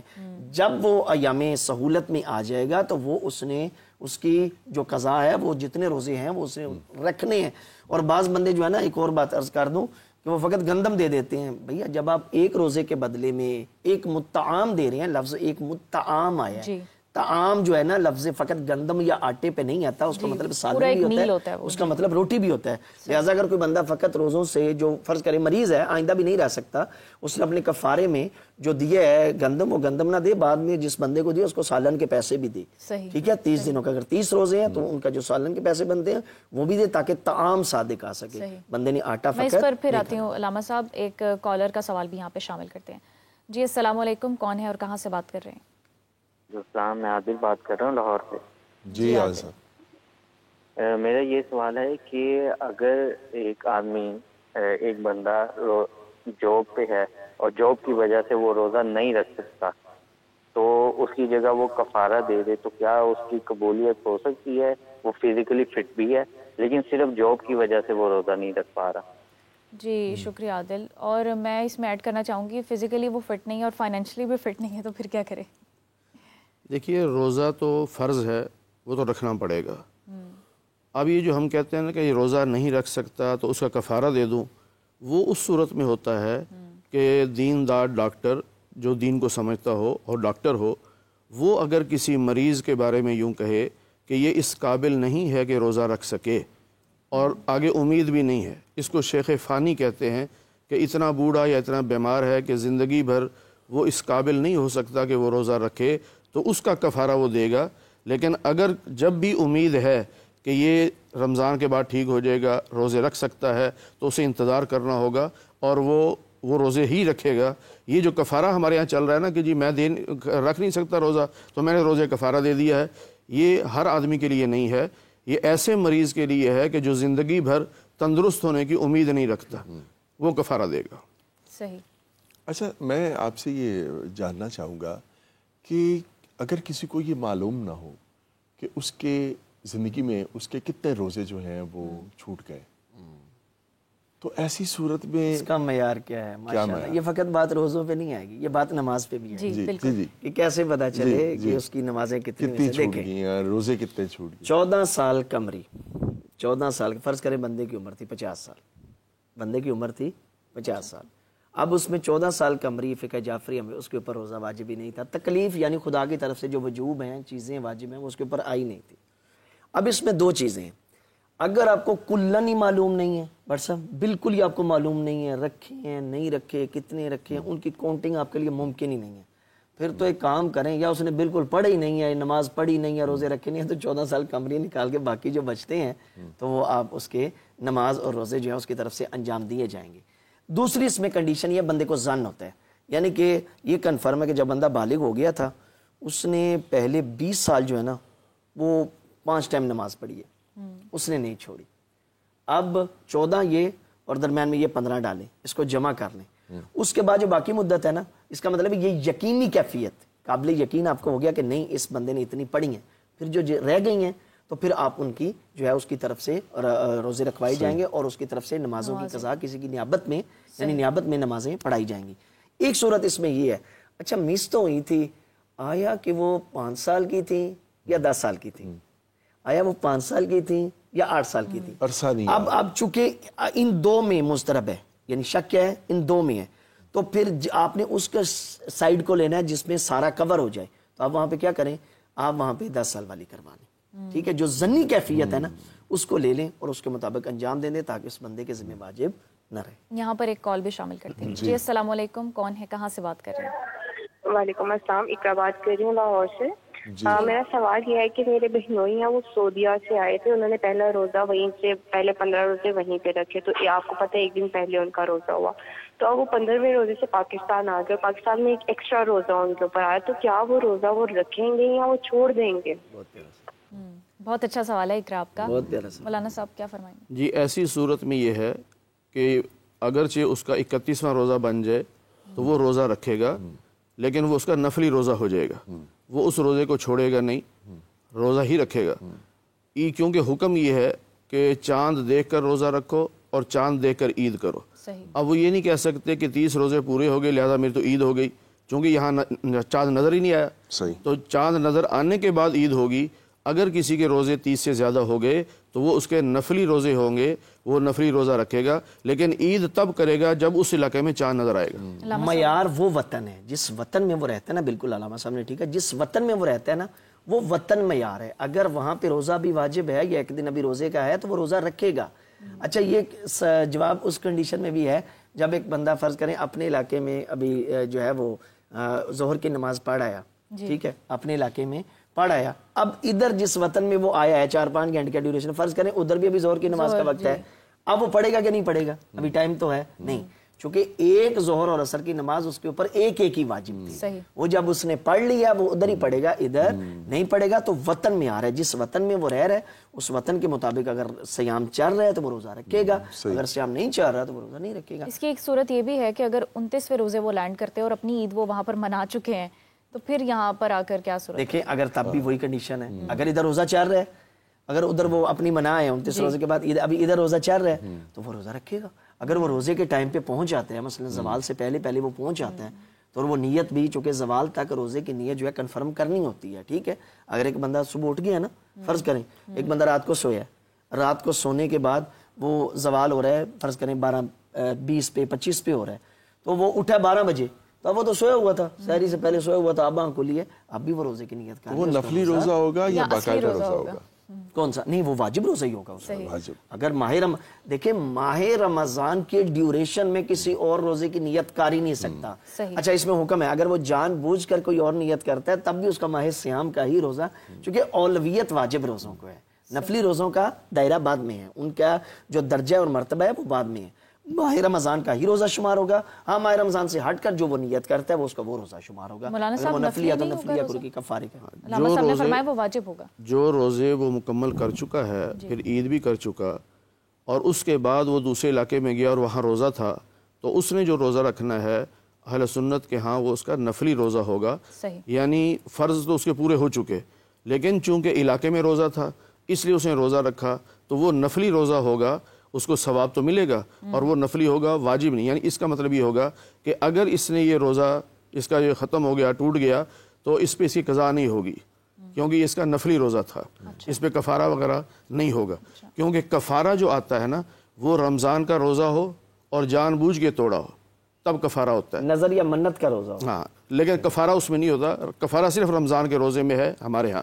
اگر کسی نے روزہ رکھا تھا، نفلی رکھا یا منت مانی تھی وہ رکھا، پھر وہ روزہ ٹوٹ گیا تو اس کا قضا تو کرے گا لیکن وہ کفارہ نہیں ہوگا۔ کفارہ صرف رمضان کے روزے کا ہوتا ہے، اور وہ بھی جان بوجھ کے چھوڑے تو تب ہوتا ہے، یعنی جان بوجھ کے توڑے تو پھر ہوتا ہے۔ اگر روزہ رکھا ہی نہیں تو اس کی تو قضا ہوگی، روزہ رکھ کے جان بوجھ کے توڑتا ہے تو پھر وہ کفارہ بھی ہوگا کہ 60 مسکینوں کھانا کھلائے گا یا 60 روزے رکھے گا۔ صحیح۔ عید کے روزے کے بارے میں کیا جو ہے وہ آپ فرمائیں گے؟ یہ جو روزہ ہے عید کا یہ جو ہے مکروہ شمار کیا گیا ہے، صحیح، اس کو بھی نہیں رکھنا چاہیے عید کا روزہ، چونکہ دیکھیں معیار یہ نہیں ہوتا کہ بندہ رکھ سکتا ہے یا نہیں رکھ سکتا، معیار یہ ہے کہ اللہ دیکھ رہا ہے بندہ میری مانتا ہے کہ نہیں مانتا۔ اصل میں معیار ہم اس چیز کو نا معیار کو ہم بھول جاتے ہیں۔ اب جو بندہ مسافر ہے 4 رکعتی نماز اس کے اوپر آ جاتی ہے 2 رکعتی، ٹھیک ہے، اب کیا وہاں اس کی ٹانگیں ٹوٹ رہی ہیں، وہاں اس کی انرجی کم ہو رہی ہے، کیا وہاں پہ وہ 4 نہیں پڑھ سکتا؟ اللہ نے یہ نہیں دیکھنا کہ یہ 4 پڑھ سکتا ہے یا نہیں پڑھ سکتا، اللہ نے یہ دیکھنا کہ یہ میری مانتا ہے یا نہیں مانتا، ٹھیک ہے. تو شریعت میں معیار جو ہوتا ہے حکم خدا ہوتا ہے, یعنی ہم سمجھتے ہیں کہ یہ عمل کریں گے تو اس کی بجاوری نا, اللہ دیکھ رہا ہے کہ میری مان رہا ہے کہ نہیں مان رہا. اب اس میں یہ نہیں دیکھتا, اس میں کوانٹٹی بھی نہیں دیکھی جاتی کہ یہ زیادہ ہے یا کم ہے. اب فجر کی دیکھیں 2 رکعت ہے, اب کیا بندہ فجر کی ٹائم 4 رکعت نہیں پڑھ سکتا؟ پڑھ سکتا ہے. اللہ نے یہ نہیں دیکھنا کہ یہ پڑھ سکتا نہیں پڑھ سکتا, لیکن میری خوشنودی کے مطابق عمل کر رہا ہے یا نہیں کر رہا. شریعت میں صرف یہ معیار ہے. فائزہ ایک کال ہے. جی السلام علیکم, کون ہے, کہاں سے بات کر رہے ہیں؟ السلام علیکم, عائشہ بات کر رہی ہوں اسلام آباد سے. جی عائشہ صاحب, مجھے پوچھنا تھا کہ جب ہم قرآن پاک پڑھ رہے ہوتے ہیں تو بیچ میں سجدے آتے ہیں, تو جیسے ہی سجدہ آتا ہے ہمیں تبھی سجدہ کر لینا چاہیے یا پورا قرآن پاک ختم کرنے کے بعد بھی پڑھ سکتے ہیں, اور اس کا طریقہ کار کیا ہے وہ بھی بتا دیں. شکریہ عائشہ. علامہ صاحب, اور اگر وہ سجدہ جو کہ واجب ہوتا ہے وہ نہ کیا جائے تو پھر کیا اس کا؟ دیکھیں یہ جو ہے نا آیات سجدہ, یہ 4 آیتیں ہیں پورے قرآن مجید میں جہاں واجب, مستحب سجدے اور بھی کافی ہیں قرآن مجید میں, یہ واجب ہیں. اچھا اس میں حکم ہے فوریت کا, فوریت یعنی فوری اس کو آپ نے انجام دینا ہے. اس کا مطلب ہے لیٹ کریں گے اگر آپ اسے تو وہ اس سے آپ کو گناہ ہوگا, ٹھیک ہے, گناہ ہوگا, اور اس کو آپ کو انجام بھی دینا ہوگا, اس کو مس نہیں کر سکتے. اور یہ جو سجدہ ہوتا ہے نا, یہ جو کیا نام ہے اپنی آیات والا, اس میں ضروری نہیں قبلہ رخ ہونا. اب مقصد یہ ہے کہ سجدہ یعنی آپ کا جھکنا خدا کی بارگاہ میں, پیشانی ٹیکنا صادق آ جائے, وہ آپ جہاں بیٹھے ہیں وہیں پہ رکھ دیں, لیکن کم از کم پیشانی ایسی جگہ پہ رکھی جائے جو جگہ مستقر ہو. یعنی کیا مطلب, یعنی جگہ ہلنے والی نہ ہو. تو اس میں آپ کو سجدہ کرنا ہوتا ہے, چونکہ یہ فوریت ہوتی ہے. اگر آپ لیٹ کریں گے تو اس میں کفارہ وغیرہ تو نہیں ہوتا, لیکن گناہ بندے کے ذمہ ضرور آ جاتا ہے. میں اس پہ عرض کر دوں, اہل سنت والجماعت کے نزدیک پورے قرآن مجید میں 14 آیات ہیں جن پہ سجدہ تلاوت واجب ہے. ان کے ہاں 5 ہیں, 4 ہمارے ہاں 14 ہیں. تو اس پہ پھر یہ حکم ہے کہ جب آپ نے وہ آیت پڑھ لی تو سجدہ واجب ہو گیا. اگر آپ اسی وقت کریں تو بہت بہتر, لیکن اگر آپ کہتے ہیں کہ میرا آدھا پارہ رہ گیا ہے میں وہ پڑھ لوں اس کے بعد کر لوں تب بھی ٹھیک ہے, وہ کر سکتے ہیں. لیکن بہتر یہ ہے کہ جتنی جلدی کر لیا جائے, کیونکہ واجب ہے, پتہ نہیں فوریت کا مطلب یہ ہوتا ہے جس کو اگر بعد میں بھی کرنا چاہیں کہ تلاوت ختم کر کے بعد میں کر لوں, ہو سکتا ہے میں نے 5 پارے پڑھے ہیں اور اس میں 3 سجدے آ گئے اور وہ چاہ رہے ہیں کہ میں آخر میں تینوں اکٹھے کر لوں, تو بالکل کر سکتے ہیں. اور اس میں یہ ہے کہ صرف دل میں ارادہ ہوگا کہ میں سجدہ تلاوت کر رہا ہوں, اور اللہ اکبر کہہ کے سجدے میں چلا گیا اور سبحان ربی الاعلیٰ کہہ کے اٹھ گیا, بس سجدہ ہو گیا. یعنی سجدے میں جا کر سبحان ربی الاعلیٰ کہہ دیا تو سجدہ ہو گیا, اس کا سجدہ تلاوت ادا ہو گیا. ویسے اس کی کیا حکمت ہے علامہ صاحب آیات سجدہ میں؟ آیات سجدہ آپ دیکھیں, سجدہ نماز ہو, کوئی بھی نماز ہو, اولین جو یعنی کہ خدا کے نزدیک خدا کی بارگاہ میں عاجزی کا جو بڑا مرتبہ ہے نا, جو بڑا رکن ہے وہ سجدہ ہے. چونکہ بندے کس میں اپنی اکڑ اور جو محسوس کرتے ہیں, پیشانی کسی کے سامنے جھکانا, اپنے آپ کو جی ہم دو فلاں بندے جی یہ تو دروازے سے جو ہے نا جھک کے بھی نہیں گزرتے, تو وہی جھکانا مقصود ہے کہ خدا جب سارے لوگ وہ ہے نا ایک ہی صف میں کھڑے ہو گئے, نہ بندہ رہا نہ کوئی بندہ نواز, یعنی سب کو جب خدا کی بارگاہ میں جھکائیں گے تو اس کا مطلب ہے جو فقیر ہے جو غنی ہے دونوں جب ایک جیسے خدا کی بارگاہ میں پیش ہوں گے تو وہ جو فقیر ہے وہ احساس کمتری اب اس میں نہیں آئے گی, یہ بھی تو میرے ساتھ خدا کی. علامہ صاحب فرض کیا کہ آپ آیات سجدہ تلاوت کر رہے ہیں اور میں سن رہی ہوں یا بٹ صاحب سن رہے ہیں, تو ہم پر بھی سجدہ ہوگا؟ احسن, تم بہت پیارا سوال. اس میں ہوتا ہے ایک ہوتا ہے سماع, ایک ہوتا ہے استماع. صحیح, ٹھیک ہو گیا. اب فرق یہ ہے کہ پڑھی جا رہی ہے یا ٹی وی کے اوپر لگی ہے. ایک دفعہ یہ کہ آپ توجہ سے سن رہے تھے, آپ توجہ سے سن رہے تھے کہ آیت سجدہ چاہ رہی ہے, آپ کا پورا دھیان بھی تھا, تو یہ ایسے ہی سمجھے کہ جیسے آپ پڑھ رہے ہیں, آپ نے کرنا ہے. ایک دفعہ یہ سما گزری ہے, آپ کو پتہ نہیں ہے, یعنی آپ اپنے کاموں میں مصروف تھے, آواز ٹکرا رہی تھی, تو اس صورت میں وہ آپ کے اوپر واجب نہیں ہوگا. دیکھیں وہ علم نہیں ہے, آپ کو آپ کی توجہ نہیں ہے, تو علم ہو, آپ کو معلوم ہو, تب آپ کے اوپر جو ہے واجب. ہاں لیکن اس میں پھر بھی اگر کوئی بعد میں بتا دیتا ہے, سما بھی چل رہا تھا, کوئی بندہ آپ کو بتا دیتا ہے جی نہیں اس وقت جب آپ متوجہ نہیں تھے نا تو آیت سجدہ وہاں سے گزری, ہاں تو آپ پڑھ سکتے ہیں. صحیح. مولانا صاحب آپ بھی اتفاق کرتے ہیں؟ جو قرآن کریم کی آیت سجدہ کی تلاوت کر رہا ہے اس پر بھی سجدہ واجب ہوگا, جو سن رہا ہے اس پر بھی سجدہ واجب ہوگا. ایک مجلس میں اگر ایک آیت کو بار بار بھی پڑھا جائے تو سجدہ ایک ہی واجب ہوگا.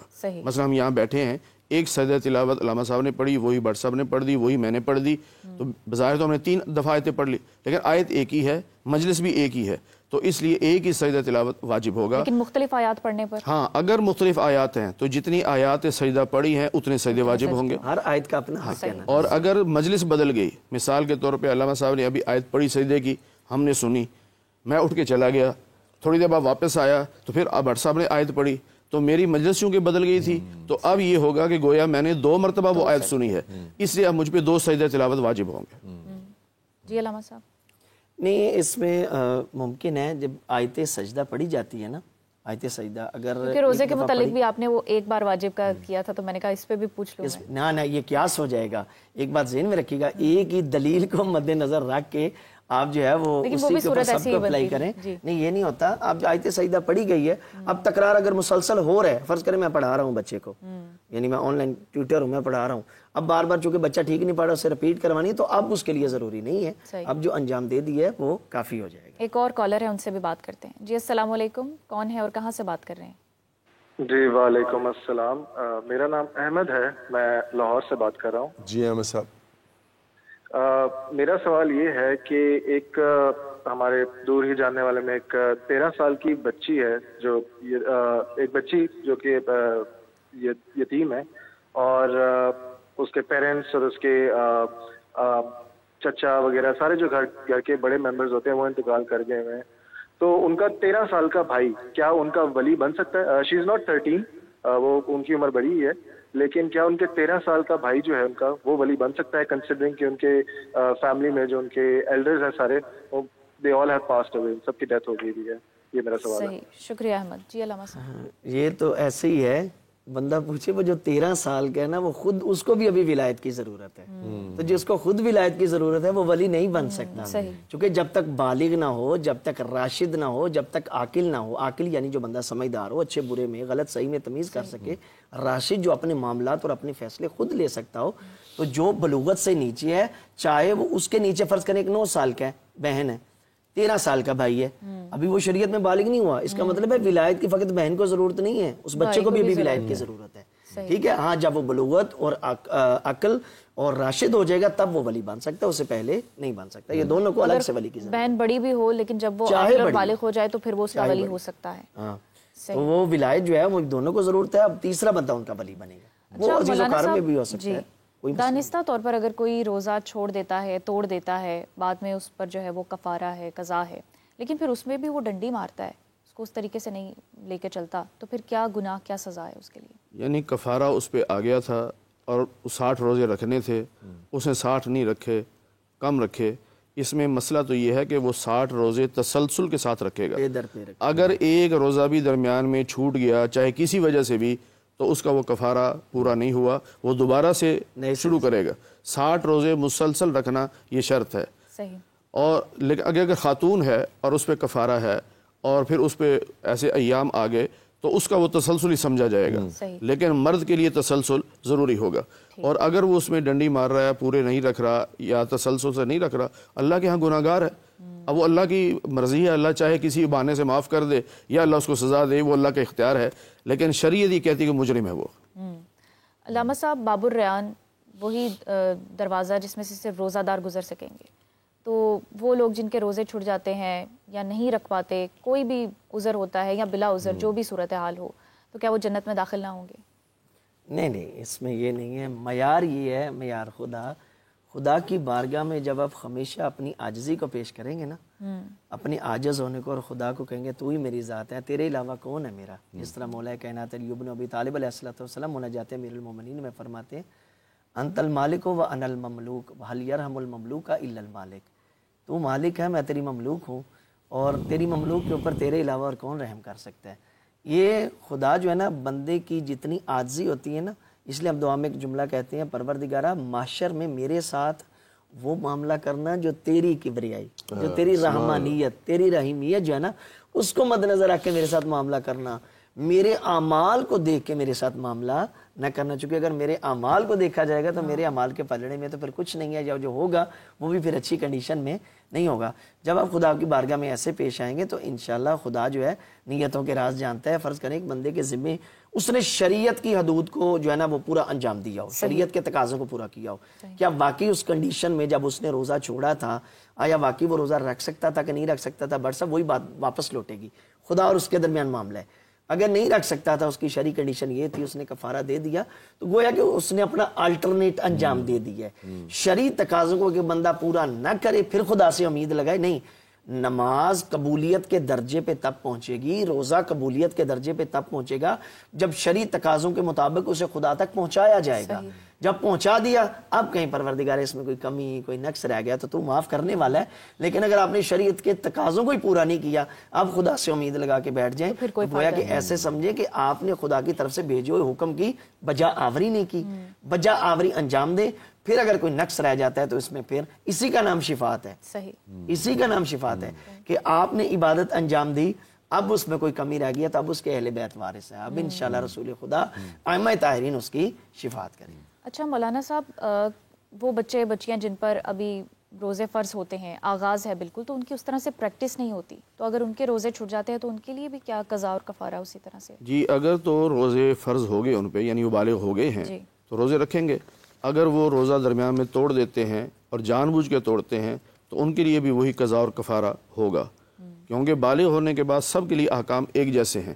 اس میں یہ نہیں کہ ابھی یہ نیا سٹارٹ ہوا ہے اس کے لیے اور حکم ہے، جو پرانا ہو گیا اس کے لیے اور حکم ہے، نہیں، اصل جو حد ہے شریعت میں وہ بالغ ہونا ہے۔ بالغ ہونے کے بعد جو احکام فرض ہو گئے ہیں اب وہ سب کے لیے احکام ایک جیسے ہوں گے۔ اچھا، یہاں ایک چیز میں اور عرض کر دوں کہ جو روزے کسی مجبوری سے چھوٹ جاتے ہیں، کسی مجبوری سے بھی، تو ہمارے ہاں عموماً بعض لوگ مطلب افسردہ ہو جاتے ہیں کہ میں بڑا بد نصیب ہوں کہ میرا رمضان کا روزہ چھوٹ گیا۔ تو میں ان سے عرض کرنا چاہتا ہوں پریشان نہ ہو، اگر مجبوری سے روزہ چھوٹا ہو تو رمضان کے بعد جب بھی آپ رکھیں گے اللہ آپ کو رمضان ہی کا ثواب دیں گے۔ اور دوسری حدیث پاک نبی علیہ الصلوۃ والسلام ہے کہ اگر جان بوجھ کے چھوڑے گا، جان بوجھ کے روزہ چھوڑے گا تو پھر وہ ساری زندگی بھی روزے رکھتا رہے، اس روزے کے ثواب کو نہیں پا سکتا۔ یہ فرق ہے جان بوجھ کے اور مجبوری میں۔ مجبوری میں رہا تو اللہ یہی ثواب دیں گے رمضان کا، جان بوجھ کے چھوڑے گا تو پھر یہ ثواب نہیں ملے گا اس کو۔ اچھا، اس میں ہے نا، آپ نے دیکھا کہ پوچھا کہ ابھی جو بچی ہے ابھی بالغ ابھی ہوئی ہے تو اس کے لیے تمرین بھی تو ہے نا، بلوغت سے پہلے انہیں مشق کروائی جاتی ہے، جس طرح آپ کے گھر میں بھی ہوں گے چھوٹے چھوٹے بچے، بعض ہیں جو روزے کو پورا انجام دے دیتے ہیں، بعض ہیں جو آدھا گزار کے پھر وہ کچھ کھا لیتے ہیں، تو اس کی اگر پریکٹس پہلے سے بلوغت سے 1-2 سال پہلے پریکٹس کروائی جائے تو میرے خیال میں جب بچہ بالغ ہوگا تب اس کی وہ عادت بن چکی ہوگی، تب اس کے لیے روزے کو پورا کرنا انجام دینا آسان ہو جائے۔ اچھا علامہ صاحب، ایسے بھی کچھ لوگ ہوتے ہیں جو صاحب استطاعت ہوتے ہیں، فزیکلی بھی فٹ ہوتے ہیں، لیکن وہ روزے نہیں رکھتے اور اس چیز کو جو ہے وہ عام سمجھتے ہیں کہ ہم اس کا فدیہ دے دیں گے، اس کا کفارہ دے دیں گے۔ یہ میں وہی بات کروں گا، یہ فسق کے نزدیک لے جاتی ہے، یہ بندے کو یہ چیز فاسق بنا دیتی ہے۔ فاسق اس بندے کو کہتے ہیں جو اس لیول پہ پہنچ جائے گناہ کو گناہ نہ سمجھے، فزیکلی بھی ٹھیک ہے، یا جیسے کہ آغا صاحب نے فرمایا ڈاکٹر اسے باقاعدہ مینشن کر کے دے کہ اگر آپ نے روزہ رکھا تو آپ کے لیے نقصان دہ ہے، اگر ایسی کنڈیشن بھی نہیں ہے، فزیکلی بھی ٹھیک ہے، مالی، باقی امیر غریب روزہ سب پہ واجب ہے، اس میں امیر اس کا کفارہ جو ہے وہ قبول نہیں ہوگا۔ نہیں، کفارہ اگر وہ دے دے گا وہ لگے گا ہی نہیں، وہ میں نے وہی بات پچھلی واپس آ جائے گی، قضا اور کفارہ دونوں ہیں۔ جس طرح اگر ایک بندہ جان بوجھ کے روزہ اختیاری حالت میں باطل کرتا ہے، جس طرح اس وقت اس پر قضا اور کفارہ ہے، اگر ایک بندہ جان بوجھ کے روزے کو ضائع کرتا ہے، نہیں رکھتا، اسی طرح اس کے اوپر قضا اور کفارہ ہے۔ اللہ اس کنڈیشن میں کسی کو نہ لے جائے۔ خدا یہ خدا کی قریب ہونے کا مہینہ ہے، خدا کے قرب کا مہینہ ہے، اور یہ بندہ اللہ چاہتا ہے میرا بندہ میرے قریب آ جائے، بلکہ ان دنوں میں تو خدا نے کھلا پیکج دے رکھا ہے۔ باقی کسی مہینے میں رسالت میں آپ کا جو خطبہ ہے نا ماہ رمضان کی استقبال کے حوالے سے، میں کہتا ہوں بڑا پیارا خطبہ ہے، کسی مہینے میں کسی دن کسی رات کے متعلق نہیں فرمایا گیا کہ اللہ نے شیطان کو باندھ دیا، فقط ماہ رمضان میں فرمایا شیطان کو باندھ دیا۔ باقی مہینوں میں آپ تسبیح پڑھیں گے تو تسبیح کا ثواب ملے گا۔ اس مہینے میں آپ ایک دفعہ تسبیح جناب سیدہ پڑھنے کے بعد تسبیح خالی گھماتے جائیں، آپ کے تسبیح گھمانے کا ثواب ملے گا۔ باقی عام دنوں میں آپ سوئیں گے تو آپ سونا آپ کی ضرورت ہے، ثواب نہیں ملے گا۔ اس مہینے میں آپ روزے کے ساتھ سو جائیں، آپ کے سونے کا بھی ثواب بن جائے گا۔ اچھا حضرت یہ بتائیے، کچھ کھانے سے تو روزہ ظاہر ہے ٹوٹ جاتا ہے، کسی کا حق کھانے سے بھی روزہ ٹوٹ جاتا ہے؟ کسی کا حق کھانے سے تو جہنم واجب ہوتی ہے۔ صحیح۔ جو کسی کا حق کھاتے ہیں وہ اللہ کے حکم کی نافرمانی کر رہے ہیں۔ جس طرح وراثت میں بہنوں کا حق ہے، اگر کوئی بھابھی بیوہ ہو گئی ہے اس کا حق ہے، لیکن ہمارے معاشرے میں کیا کہتے ہیں کہ نہیں اس کو ہم نہیں دینا، بہن کو نہیں دینا، بعض دفعہ ماں کو نہیں دیتے، ماں بہت بوڑھی ہے لیکن دیتے نہیں، وراثت نہیں دیتے، یہ حق آ جاتے ہیں۔ یہ بالکل غلط ہے۔ جو کسی کا حق کھا رہا ہے وہ حرام کھا رہا ہے، باطل کھا رہا ہے، اور جو حرام کھا رہا ہے حرام کی سزا تو آپ سب کو پتہ ہے، تو اس لیے کسی کا حق نہیں کھانا چاہیے بالکل بھی۔ یہاں ایک چیز میں اور عرض کر دوں کہ روزہ فرض ہے، اگر کوئی شخص یہ کہے کہ روزہ فرض نہیں ہے تو وہ دار اسلام سے نکل جاتا ہے، اس لیے کہ اس نے اللہ کے قرآن کا، اللہ کے حکم کا انکار کر دیا۔ اگر مانتا ہے روزہ فرض ہے لیکن رکھتا نہیں تو یہ مسلمان ہے لیکن فاسق ہے، گناہ گار ہے، یہ توبہ کرے گا، توبہ قبول ہو جائے گی، اللہ معاف فرما دے گا۔ اچھا، اس میں ایک چیز اور کہ اعمال میں بہت دفعہ کمی ہوتی ہے۔ ہم لوگ یہ سمجھتے ہیں کہ ہماری نجات عمل کی وجہ سے ہوگی، ایسا نہیں ہے۔ نبی پاک صلی اللہ علیہ وسلم نے فرمایا کہ اپنے عملوں پہ بھروسہ نہ کرنا، جنت میں جو جائے گا وہ اللہ کی رحمت سے جائے گا، جہنم سے جو بچے گا وہ بھی اللہ کی رحمت سے بچے گا۔ اعمال کیوں کر رہے ہیں؟ رب کا حکم سمجھ کے، بس۔ اعمال پہ بھروسہ نہیں ہے کہ اس کی وجہ سے جنت میں جائیں گے، ہم عمل کر رہے ہیں، میرے رب کا حکم ہے، میں کر رہا ہوں، لیکن بھروسہ اللہ کی رحمت پہ ہوگا۔ اور اللہ تعالیٰ خود قرآن کریم میں صاف فرماتے ہیں کہ لا تقنطوا من رحمت اللہ، تم عمل کرتے جاؤ، غلطیاں بھی ہوتی جائیں گی، لیکن میری رحمت سے مایوس نہ ہونا، میری رحمت سے مایوس نہ ہونا۔ اللہ تو 100 بندے کے قاتل کو بھی معاف کر دیتا ہے۔ اور یہ دن جو چند دن رہ گئے ہیں، اس میں ہمیں چاہیے کہ ہم اپنے مسلمان بہن بھائیوں کا حوصلہ بڑھائیں اور ان کو یقین دلائیں کہ رب کی رحمت پہ بھروسہ کریں۔ یہ نہ سمجھے کہ رمضان تو گزر گیا، اب 2 دنوں میں کیا کر سکتا ہوں۔ 1 منٹ بھی باقی ہو اور انسان سچے دل سے کہہ دے یا اللہ مجھ سے غلطیاں ہوگی تو معاف کر دے، اللہ کی رحمت بہت وسیع ہے، اللہ اسے معاف کر دیں گے۔ مجھے آپ یہ بھی بتائیں کہ روزے کا تو ہے کفارہ، اور اگر بٹ صاحب جو ہے وہ عیدی نہ دیں تو اس کا بھی کوئی کفارہ ہوگا؟ اب اس کی آپ یہ سوال نہ پوچھتی، سیدھا سیدھا مجھ سے عیدی لے لیتی۔ اب شرعی نقطہ نظر سے تو اس کی حیثیت نہیں ہے کہ اگر عیدی نہ دی جائے تو کیا اس کے روزوں کو کوئی نقصان ہوگا یا قبول ہوں گے یا نہیں ہوں گے۔ بس یہ ایک حوصلہ افزائی ہے کہ بڑے جو ہیں وہ چھوٹوں کو جو ہے نا عیدی دیتے ہیں۔ اچھا، اس میں ایک چیز میں ایڈ کرنا چاہوں گا، بچے چھوٹے ہیں لیکن ابھی بلوغت کے قریب ہیں، آپ چاہتے ہیں ان کی پریکٹس ہو جائے۔ پریکٹس میں آپ بطور تشویق یہ پوائنٹ رکھتے ہیں، بیٹا اگر آپ روزے کو انجام دیں گے آج کے، اور جتنے روزے آپ رکھ سکیں گے فی روزے کا آپ کو 1000 روپیہ ملے گا، ٹھیک ہے۔ اب ازراہ تشویق یعنی شوق دلانا۔ اب چاہے وہ اگر اس کی یہ کنڈیشن ہے 4-5 سال کا ہے، لیکن آپ اسے ویسے دکھا رہے ہیں کہ یہ عبادت کیا ہوتی ہے۔ اسی لیے رسالت میں آپ کی حدیث ہے، واجب نماز مسجد میں پڑھو، مستحب نماز گھر میں پڑھو۔ وہ یہی ہے، بچہ مصلی دیکھے گا تو اسے پتہ چلے گا نماز ہے، بچہ والدین کو روزہ رکھتے ہوئے دیکھے گا تو اسے پتہ چلے گا روزہ بھی کوئی چیز ہے۔ اور جو بچہ بلوغت سے پہلے، حالانکہ اس کی نہ شریعت میں بھی واجب ہے، نہ اس کے اوپر کوئی حد ہے، نہ اس کے اوپر کوئی تکلیف ہے، جو بچہ بلوغت سے پہلے، اس کے اوپر ائمہ کی بہت ساری احادیث ہیں، کوئی مطلب کہ سجدے میں گر جاتا ہے یا آپ سجدے میں اس نے سجدہ کر دیا، مصلی بچھا لیا، تو اللہ کو یہ انداز اتنا پسند ہے کہ بچے کی بلوغت سے پہلے یہ چھوٹی چھوٹی یہ کھیل کے ساتھ یہ جو عبادت ہے، یہ اس بچے کی عبادت اس کے والدین کے گناہوں کی کنفرم بخشنے کا سبب بن جاتا ہے۔ سبحان اللہ، سبحان اللہ۔ سبحان اللہ۔ مولانا صاحب، آج آخری طاق رات بھی ہے، اس حوالے سے بھی فرمائیے، اس کی اہمیت کے حوالے سے کچھ خاص عبادات، کچھ خاص دعائیں۔ دیکھیے، یہ طاق رات ہے اور اس رمضان کی آخری طاق رات ہے، اور نبی پاک صلی اللہ علیہ وسلم نے فرمایا ہے کہ طاق راتوں میں لیلۃ القدر کو تلاش کرو۔ اب ہمیں تو نہیں پتہ کہ لیلۃ القدر گزر چکی یا نہیں گزری یا کیا ہے، تو ہم تو اس کو اسی نیت سے عبادت کریں کہ ہو سکتا ہے کہ آج لیلۃ القدر ہو اور میری آج کی عبادت 1000 مہینے کی عبادت سے بڑھ جائے، تو اس نیت سے خوب عبادت کریں۔ اور عبادت میں سب سے زیادہ بہتر چیز یہ ہے اپنے گناہوں پر معافی مانگی جائے، کیونکہ لیلۃ القدر کے حوالے سے احادیث میں ہے کہ بعض گناہ گار ایسے ہیں کہ ان کی اس رات میں بھی مغفرت نہیں ہوتی۔ ہم تو سمجھتے ہیں کہ ہم نے عبادت کر لی، ہم بخشے گئے، لیکن نبی علیہ الصلوۃ والسلام نے فرمایا کہ جو شرک کرتا ہے وہ ساری رات بھی عبادت کرتا رہے، اس کی معافی نہیں ہے۔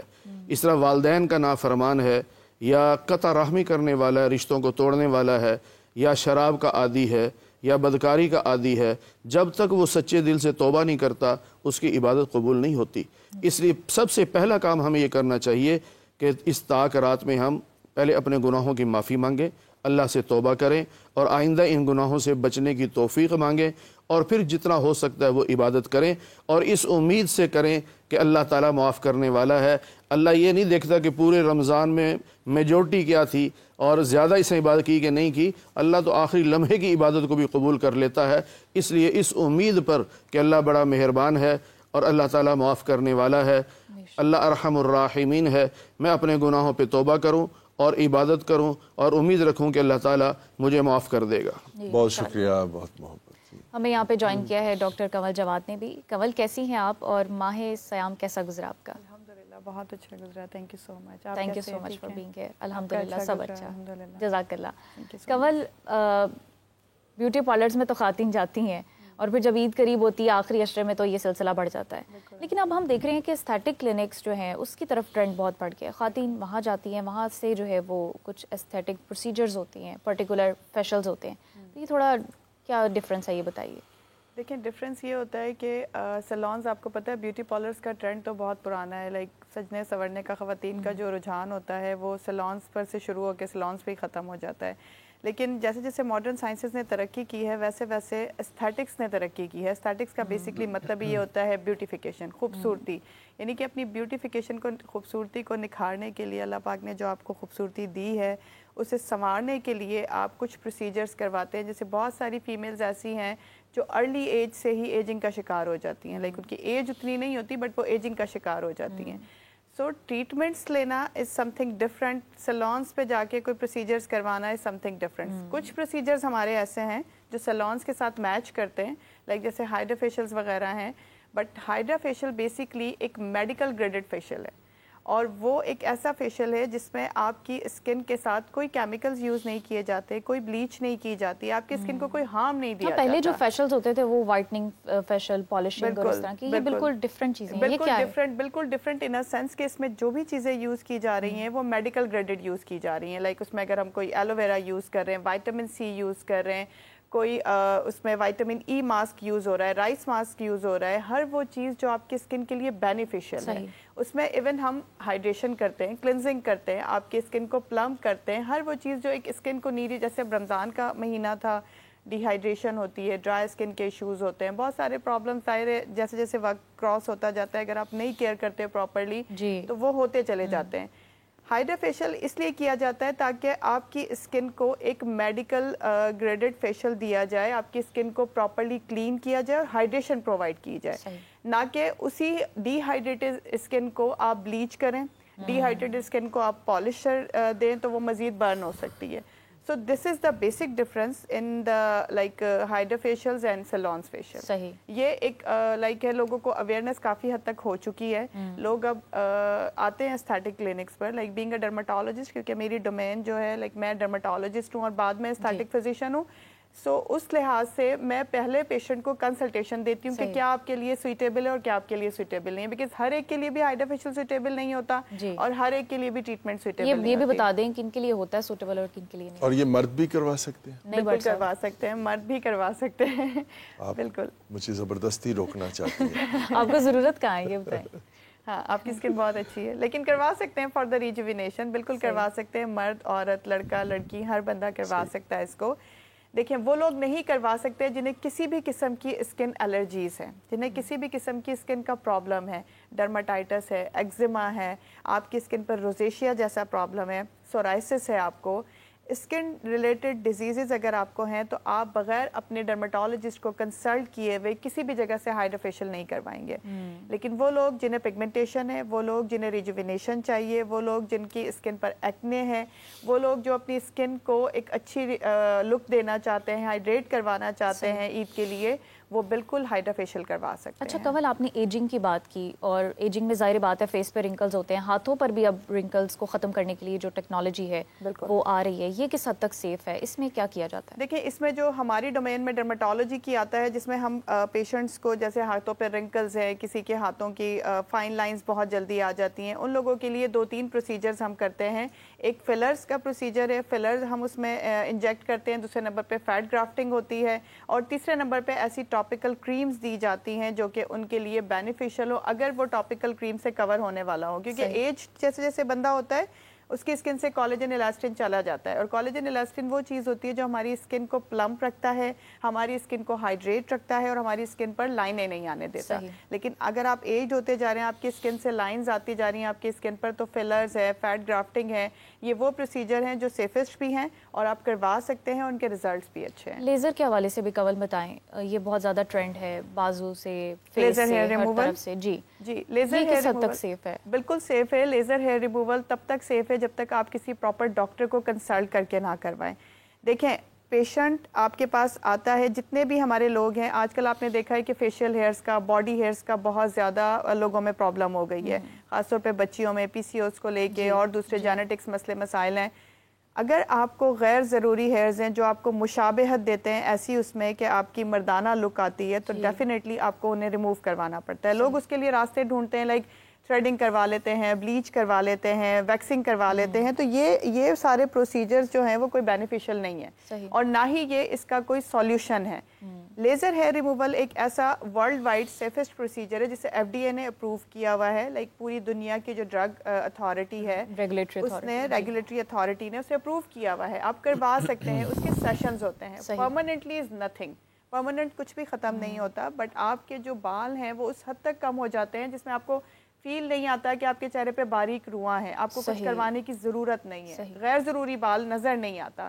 سو 6 to 10 سیشنز ہم انیشیل ایڈوائز کرتے ہیں انٹل انلیس کہ اگر آپ کو کوئی پرابلم ہے, لائک پی سی او ایس ہے, جینیٹکس کا ایشو ہے, یا کوئی آپ ایسے پروڈکٹس یوز کرتے ہیں, کوئی میڈیکیشنز ایسی یوز کر رہے ہیں, تو ہم سب سے پہلے اس کو ایڈریس کرتے ہیں, اس چیز کو دیکھتے ہیں, اس کے بعد آپ کا لیزر ہیئر ریموول کرتے ہیں. تو اٹس اے سیفسٹ پروسیجر اور میری طرف سے ہائیلی لائک انڈوزڈ ہے. بینگ اے ڈاکٹر آپ کروا سکتے ہیں. فائزہ ایک کال ہے, جی کال لیتے ہیں. جی السلام علیکم, کون ہے, کہاں سے بات کر رہے ہیں؟ وعلیکم السلام جی, مریم بات کر رہی ہوں سیالکوٹ سے. جی مریم صاحبہ, ابھی آپ لوگوں نے ہائیڈرا فیشیل کی اور فل باڈی لیزر کی بات کی, تو میں نے پوچھنا تھا کہ فل باڈی ہیئر لیزر جو ہے وہ اسلام میں جائز ہے یا نہیں؟ جی شکریہ مریم. مولانا صاحب. جی ہاں, اجازت ہے, اسلام نے اجازت دی ہے. اگر کوئی اپنے بال سارے صاف کروانا چاہتی ہے تو کروا سکتے ہیں. البتہ جو مرد ہیں ان کے لیے داڑھی نہیں صاف کروا سکتے. صحیح. علامہ صاحب آپ بھی اتفاق ہے اس میں نا جو ہے نا وہ مطلب کہ پردے کا خیال ضروری ہے. مثلا کہ خاتون ہے تو وہ صاف ظاہر ہے اس چیز کی رعایت کی جائے تو حرج نہیں. غیر ضروری بال یہ ایسی ہے, دیکھیں خوبصورت بننا سنورنا یہ رسالت مآب کی حدیث سے شامل ہے. بعض بندے پتہ کیا سمجھتے ہیں, بھئی رسالت مآب سادہ تھے. بھئی سادہ نہیں تھے. اپنی خوشبو کا, اپنی داڑھی کو بنانا, داڑھی کو سنوارنا, اچھا لباس پہننا, اچھی وضع کا جو ہے یہ اسلام کا حصہ ہے. اب کیا بندہ ایسے ہی پھرتا رہے, بندہ دیکھنے والا بھی کہ یہ کوئی ایجنڈ لگ رہا ہے, نہیں. اپنے آپ کو خوبصورت بنانے کے حوالے سے اسلام میں اس کے خلاف کوئی حدیث نہیں ہے, نہ قرآن نے اس کے خلاف کچھ کہا ہے. لیکن یہ ہے کہ جو بھی ہو شریعت کے تقاضوں کے مطابق ہو. اچھا عید بہت قریب ہے کول, تو اب خواتین جو ہے وہ تو جا رہی ہیں, دھڑا دھڑ رش لگا ہوا ہے. یہ بتائیں کہ لیزر جب فیس پہ کرواتے ہیں یا فیشلز, تو کچھ لوگوں کی ایکنی پرون سکن ہوتی ہے, تو عید تو پھر ان کی خراب ہو جانی ہے. تو کتنا ٹائم ڈیوریشن جو ہے وہ ریکمینڈ کرتی ہے کہ کتنی دیر پہلے آیا جائے اور ایسے ٹریٹمنٹس لیے جائیں؟ بالکل ایسے ہی. دیکھیں لیزر ہیئر ریموول کو تو ایسا کوئی پرابلم نہیں ہوتا. جن کی ایکنی پرون سکن ہوتی ہے ان کو خاص طور پہ ہم ہدایت یہ دیتے ہیں کہ آپ کم از کم 1 ہفتہ پہلے اپنی لیزر کروا لیں. بیکاز اگر آپ کی ایکنی نے ایگزیسربیٹ ہونا ہے, آنا ہے, تو وہ اس ڈیوریشن میں آ کے ختم ہو جائے. صحیح. لیکن جو ہائیڈرا فیشیلز ہوتے ہیں اور اگر ان کی ایکنی پرون سکن ہے تو ان کو کم از کم 15 ڈیز پہلے ہم ٹریٹمنٹ دینا اسٹارٹ کر دیتے ہیں. صحیح. ایکنی پرون سکن پر ہم ایکنی والا ہائیڈرا دیتے ہیں. لائک اس کا خیال کرتے ہیں کہ کوئی ایسا پروڈکٹ نہ یوز کیا جائے جس سے ان کی ایکنی جو ہے وہ مزید بڑھ جائے.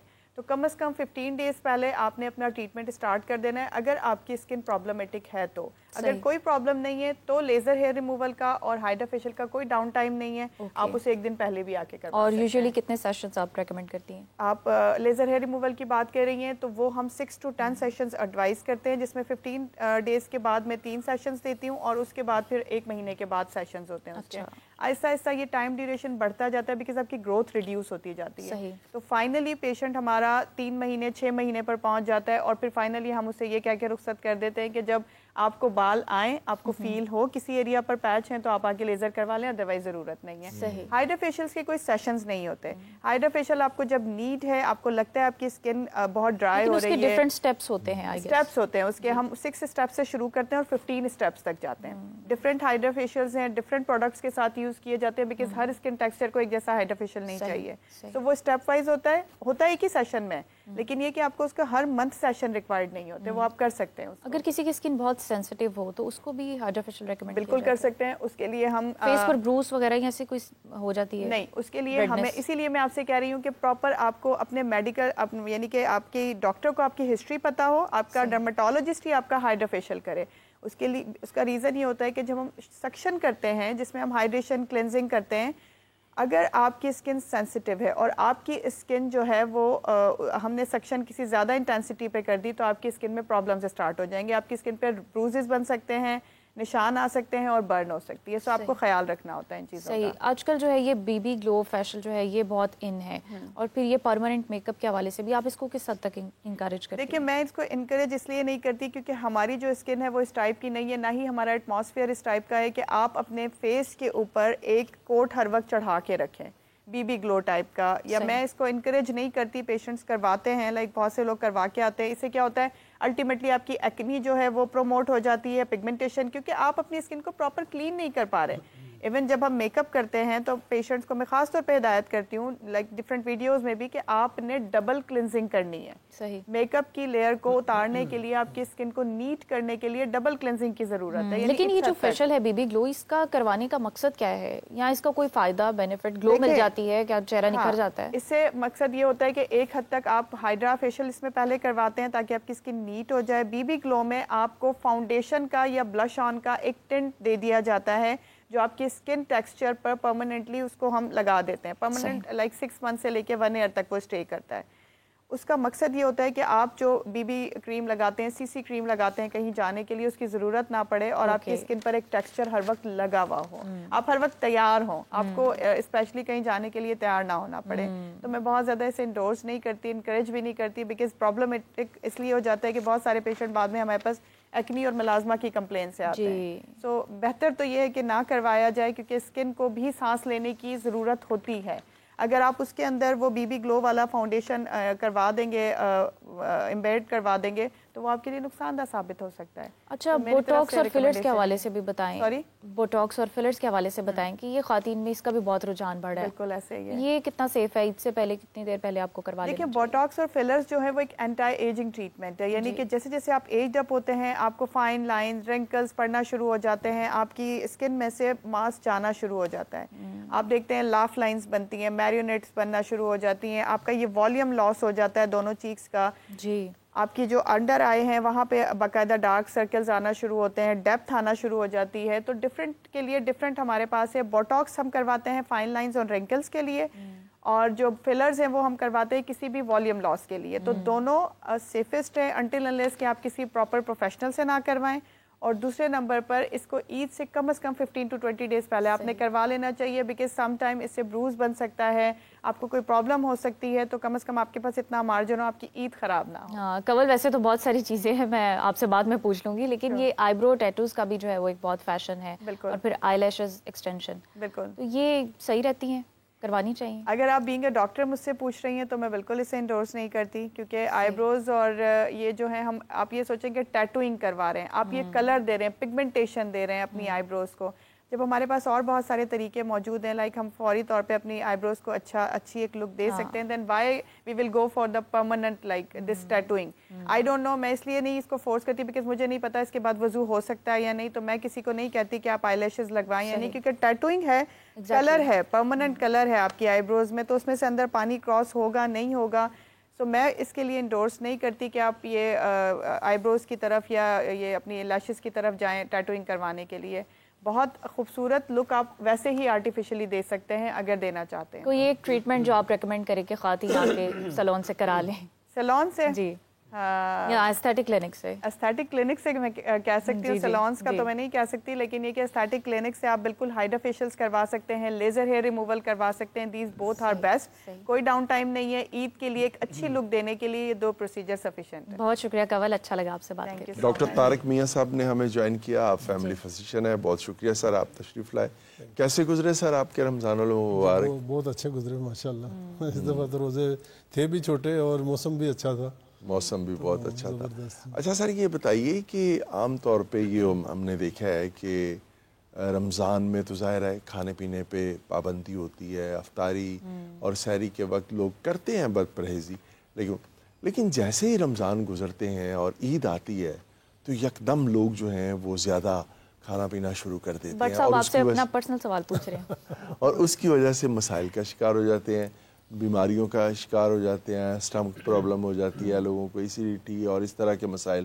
تو آپ کیا کہیں گے اس حوالے سے کہ کیا رمضان کے فوراً بعد عید کے موقع پہ خصوصاً کون سی ایسی احتیاطی تدابیر اختیار کرنی چاہیے جس سے آپ کی صحت ٹھیک رہے؟ آپ نے موقع کے حساب سے بڑا زبردست کویشچن پوچھا سر. بیسیکلی ہم تھوڑا سا جائیں گے کہ فاسٹنگ بیسیکلی ہے کیا، فاسٹنگ کیوں رکھے گی مختلف مذاہب میں. اللہ تعالیٰ جس نے یہ ہیومن باڈی کریٹ کی ہے، جس نے جو آرکیٹیکٹ ہے اس باڈی کا، وہ بہتر سمجھتا ہے کہ یہ کیسے بہتر ورک کرے گی. اب تمام مذاہب میں روزے فاسٹنگ اور روزے رکھے گئے. جی. قرآن مجید میں بھی آیا کہ ہم نے آپ سے پہلی قوموں پہ بھی فرض کیے تھے. جی. تو روزے کا مقصد اتنا کہ اگر، اور اتنی امپورٹنٹ یہ چیز ہے کہ نبی کریم صلی اللہ علیہ وسلم سال میں 142 روزے، ہر سوموار اور ہر جمعرات کو روزہ، پھر کئی نفلی روزے. ٹھیک ہے جی. اچھا، اس سے کیا ہوتا ہے کہ آپ ایک مشین 24 آور چل رہی ہے اور اس کو آپ نہیں دیتے ٹائم اس کو تھوڑا سا ریکور کرنے کے لیے، تو کیا ہوگا کہ وہ مشین زیادہ دیر نہیں چلے گی. ہمارا جو ڈائجسٹو سسٹم ہے، اس میں عام طور پہ ہم کیا کر رہے ہیں، زیادتی کیا کر رہے ہیں کہ ہم جو رمضان کے علاوہ دن ہے، ہم 6 دفعہ صبح ناشتہ کیا، پھر دفتر میں جا کے چائے بسکٹ لے لیے، پھر دوپہر کا کھانا، پھر ایوننگ ٹی، پھر رات کا کھانا، پھر لیٹ سوتے ہوئے. تو 6 دفعہ ہم اس کو نہ فل کر رہے ہیں. اس سے کیا ہوتا ہے کہ اس کو، اور ہر مشین جو چلتی ہے اس کی کچھ نہ کوئی ویئر ٹیئر ہوتی ہے. آپ گاڑی لے لیں، آپ موٹر سائیکل لے لیں، کوئی چیز بھی لے لیں، جب وہ چلے گی تو اس کو اگر ریسٹ دیں گے تو وہ اس کا، اللہ تعالیٰ نے انسان کے جسم میں ایک ایسا پروسیس رکھا ہوا ہے جس کو ہم آٹوفیجی کہتے ہیں. آٹوفیجی مینس سیلف کلیننگ. وہ کیا ہوتا ہے کہ جب آپ کچھ نہیں کھاتے تو آپ کے اندر جتنا جنگ پڑا ہوا ہے جو کہ آپ کے لیے انتہائی مضر ہے، اور وہی 8 بیماریوں کا، جو میٹابولک ڈیزیز جنہیں کہتے ہیں، sugar, blood pressure, heart diseases, جگر پہ چربی، اس کے علاوہ کینسر تک، اور فیمیل میں پولیسسٹک اووریز، یہ اور کولیسٹرول کی ذاتی، یہ 8 بیماریاں ہیں جو کہ زیادہ کھانے کی وجہ سے اور بار بار کھانے کی وجہ سے. اچھا ڈاکٹر صاحب، رمضان میں تو خوراک پہ کنٹرول رہتا ہے، تو پھر شوگر اور بلڈ پریشر بھی کنٹرول میں رہتے ہیں کسی حد تک. لیکن رائٹ آفٹر رمضان جو ہے وہ لوگوں کا بی پی شوٹ ہونے لگتا ہے، شوگر بھی آؤٹ آف کنٹرول ہو جاتی ہے. تو کیا وہ روزے والی پریکٹس کو کنٹینیو کرے، یا کچھ کیا ڈیفرنٹ کرنا چاہیے کہ ان کا بی پی کنٹرول رہے، شوگر کنٹرول رہے؟ دیکھیں جی، ہمارے یہ 3 دفعہ کھانا یا 6 دفعہ کھانا ابھی شروع ہوا ہے.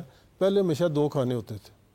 ٹھیک ہے جی. اور ہمیشہ یہ ہے کہ اگر آپ 2 کھانوں پہ رہیں گے، اور وہ بھی یہ ہے کہ آپ 8 گھنٹے میں یا 6 گھنٹے میں 2 دفعہ کھا لیں، اور 18 گھنٹے یا 16 گھنٹے اگر آپ فاسٹنگ کرتے ہیں تو وہ آپ کے لیے آئیڈیل ہے. آپ کے اگر آپ پریونٹ کرنا چاہتے ہیں. اور اب تو جو لیٹسٹ آیا ہے کہ فاسٹنگ کے ذریعے اور اپنی ڈائٹ کو کنٹرول کر کے آپ ڈائبٹیز کو بھی ریورس کر سکتے ہیں، آپ بلڈ پریشر کو بھی واپس لا سکتے ہیں.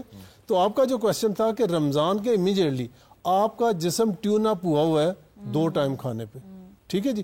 آپ سڈنلی جب اس کو اور اس سے ایک اور چیز کیا ہوئی ہے کہ معدے کا سائز شرنک کر گیا. جب آپ کم کھاتے ہیں تو معدے کا سائز شرنک کر جاتا ہے.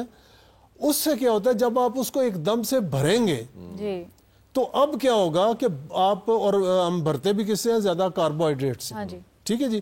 اس سے کیا ہوگا، آپ کی انسولین بڑھے گی، انسولین کا لیول بڑھے گا، اور تمام بیماریوں کی جو جڑ ہے وہ بڑی ہوئی انسولین ہے. صحیح. اگر کوئی ڈائبٹیز کا پیشنٹ یا کوئی موٹاپے کا پیشنٹ، یا فیمیلز میں اگر سسٹ بنی ہے، پولیسسٹ، تو وہ اگر اپنے آپ کو ریورس کرنا چاہتا ہے تو اس کو 2 کام کرنے پڑیں گے. ایک تو یہ ہے کہ کاربوہائیڈریٹ ڈائٹ سے، کاربوہائیڈریٹس میں کیا ہے، آپ کی جوس، آپ کی فیزی ڈرنکس، کولڈ ڈرنکس جس کو کہتے ہیں، اس کے علاوہ آپ کی تمام بیکری آئٹمس، اس کے بعد نان، چاول، آلو، یہ ساری وہ چیز جو کاربوہائیڈریٹس ہیں، ان کو اگر کٹ ڈاؤن کر کے ہم اگر، اور یہ کوئی باڈی کے لیے اسینشل نہیں ہے. صحیح. باڈی کے لیے اسینشل ہے یا فیٹ اسینشل ہے یا پروٹین اسینشل ہے. یہ تو کافی کچھ ہی آپ نے جو ہے وہ کٹ کر دیا ہے. کچھ کھانے کا بھی بتا دیں، کوئی آئیڈیل ڈائٹ بتائیں جو شوگر پیشنٹس اور دیکھیں جی، شوگر پیشنٹ کو میں اپنے پیشنٹ کو جو دیکھا اور اس میں جو بڑے اچھے رزلٹ ملے ہیں وہ یہ ہے کہ میں انہیں کہتا ہوں ناشتے میں آپ 2 انڈے لے لیں، آملیٹ بنا لیں، اس میں پیاز، ٹماٹر، ادرک وغیرہ ڈال کے اچھی پلیٹ بنا لیں، وہ چمچ سے کھائیں بجائے اس کے کہ آپ روٹی یا ڈبل روٹی سے کھائیں. اور اس کے ساتھ 1 کپ چائے کا بغیر چینی کے. ٹھیک ہے نا. چینی کو تو یہ وائٹ پوائزن ہے، اس کو اپنی زندگی سے نکال دیں. اس کے بعد شام کو 6 بجے آپ اس طرح کریں کہ پہلے سیلڈ لیں، फाइबर अच्छा, हमारे चीनी का आपने बताया, उसकी जगह शक्कर ऐड कर सकते हैं? नहीं, ये सेम ही चीज़ है, एक ही चीज़ है, गुड़ ले लें, शक्कर ले लें, सिर्फ उनकी हैत में फर्क है। अच्छा, शहद के बारे में ये है कि सुन्नत है, खालिस है, लेकिन ये है कि उसकी मिकदार जो है ना बहुत थोड़ी सी आप लें। मसलन जैसे खजूर है जी, खजूर से रोज़ा खोलना सुन्नत है, ठीक है जी, लेकिन अगर आप 10-12 खजूरें खा लेते हैं तो वो आपके लिए वही चीज़ जो बेहतर थी वो आपके लिए मुज़िर। ये बेसिकली खजूर से क्या होता है कि इमीडिएटली आपको एनर्जी मिल जाती है, क्योंकि उसमें ग्लूकोज है और फौरी तौर पे अब्ज़ॉर्ब हो जाता है, इसलिए वो। शुगर पेशेंट को कितनी 2 खजूरें खा लेनी चाहिए 24 घंटे में? असूली तौर पे तो ये है कि वो एक ही ले, एक से ज़्यादा ना ले, ठीक है जी, क्योंकि इसने अजवा छोटा साइज होता है ना, जी जी, अजवा ले ले, अजवा में वैसे भी मिठास कम है और वो 2 ले सकते हैं, लेकिन जो बड़ी खजूरें हैं और वो मीठी भी ज़्यादा होती हैं तो वो मेरे ख्याल एक से ज़्यादा उससे नहीं लेना चाहिए। और खजूर से रोज़ा खोलने के बाद वो थोड़ा सैलड ले ले। फाइबर जब हम लेते हैं तो फाइबर क्या करता है, आपके कार्बोहाइड्रेट्स को जल्दी जज़ब नहीं होने देता, और जब जज़ब नहीं होगा तो इंसुलिन नहीं बढ़ेगी, वो इंसुलिन बहुत स्टेडीली आहिस्ता आहिस्ता बढ़ेगी। लेकिन अगर आप खाली पेट खाएंगे और उतना ही ज़्यादा वो फिर सर जाएगा। अच्छा सर, कुछ लोग जो हैं वो हमारे कुछ फैमिली फिजिशियन या डॉक्टर्स जो हैं वो इंसुलिन को डिस्करेज करते हैं बहुत ज़्यादा।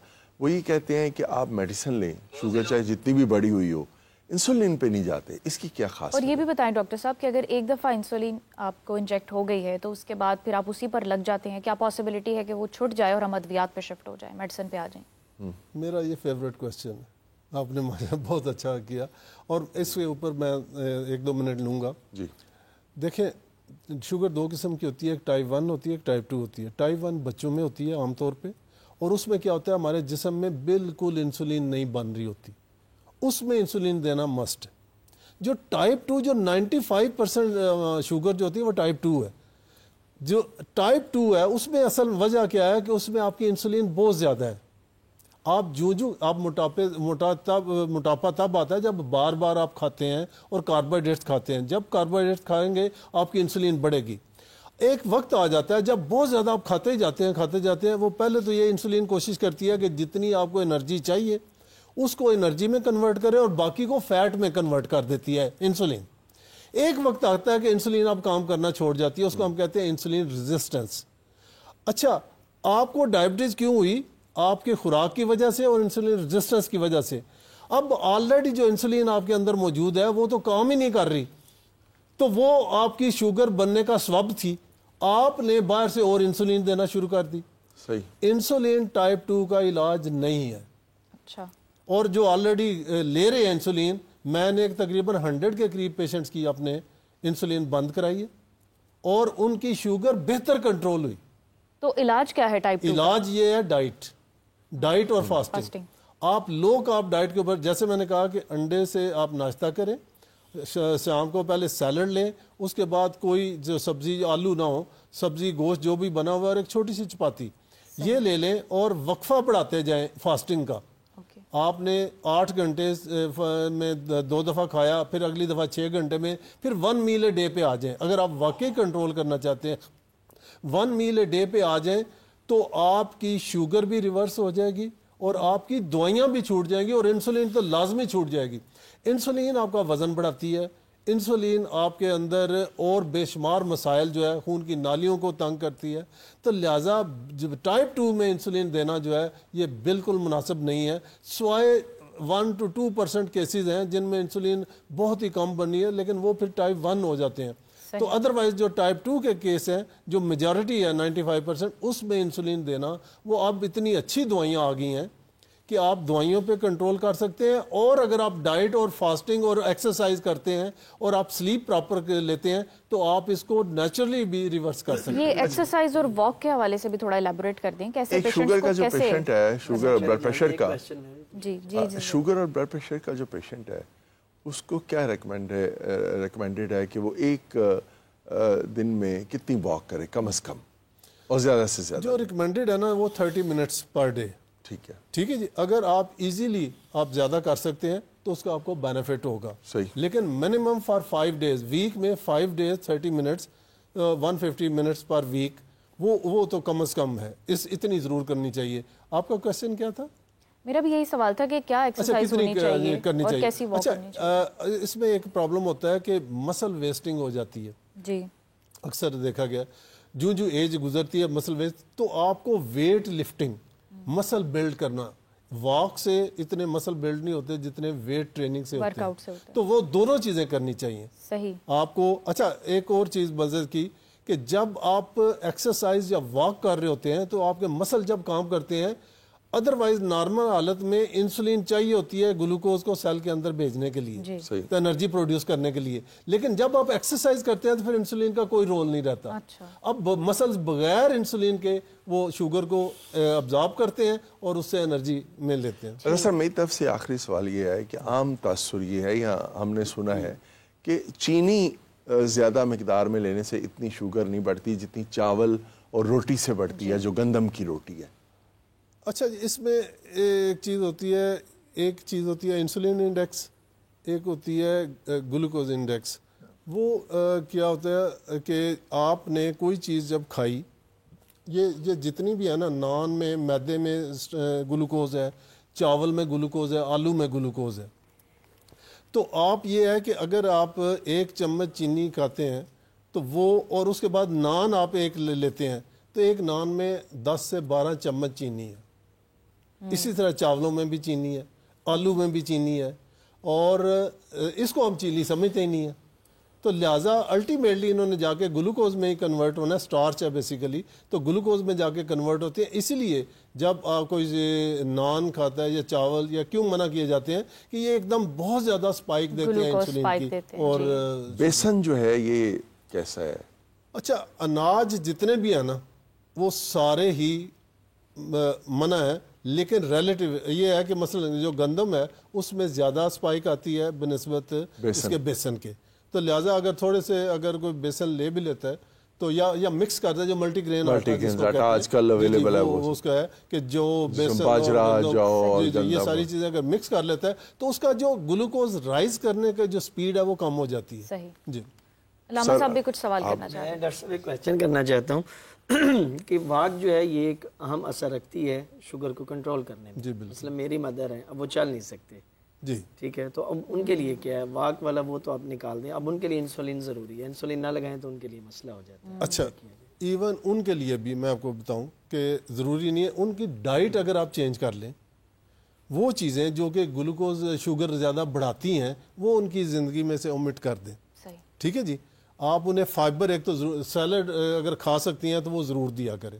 سیلڈ سے کیا ہوتا ہے جب آپ سیلڈ پہلے لے لیتے ہیں پھر بعد میں اگر کاربوہائیڈریٹ سیلڈ کون سا ڈاکٹر صاحب آپ اس کا؟ یہ اس میں تمام ٹماٹر, پیاز, کھیرا, بند گوبھی, گاجر, مولی, سلاد کے پتے, جی یہ ساری چیزیں فروٹس اور ویجیٹیبلز کو مکس کر کے جو سیلڈ ہوتا ہے وہ بھی ریکمینڈ کرتے ہیں. وہ مطلب فروٹ کو کم سے کم رکھیں چونکہ فروکٹوز جو ہے نا وہ آپ کا فیٹی لیور کرتی ہے, اور ایک سیب سے زیادہ ہم ڈائجسٹ نہیں کر سکتے. اس میں 16 گرام فروکٹوز ہے, اور 16 گرام سے زیادہ اگر لیں گے تو ہمارے لیور فیٹی ہوگا, اس لیے وہ بہت زیادہ فروٹ نہیں لینا.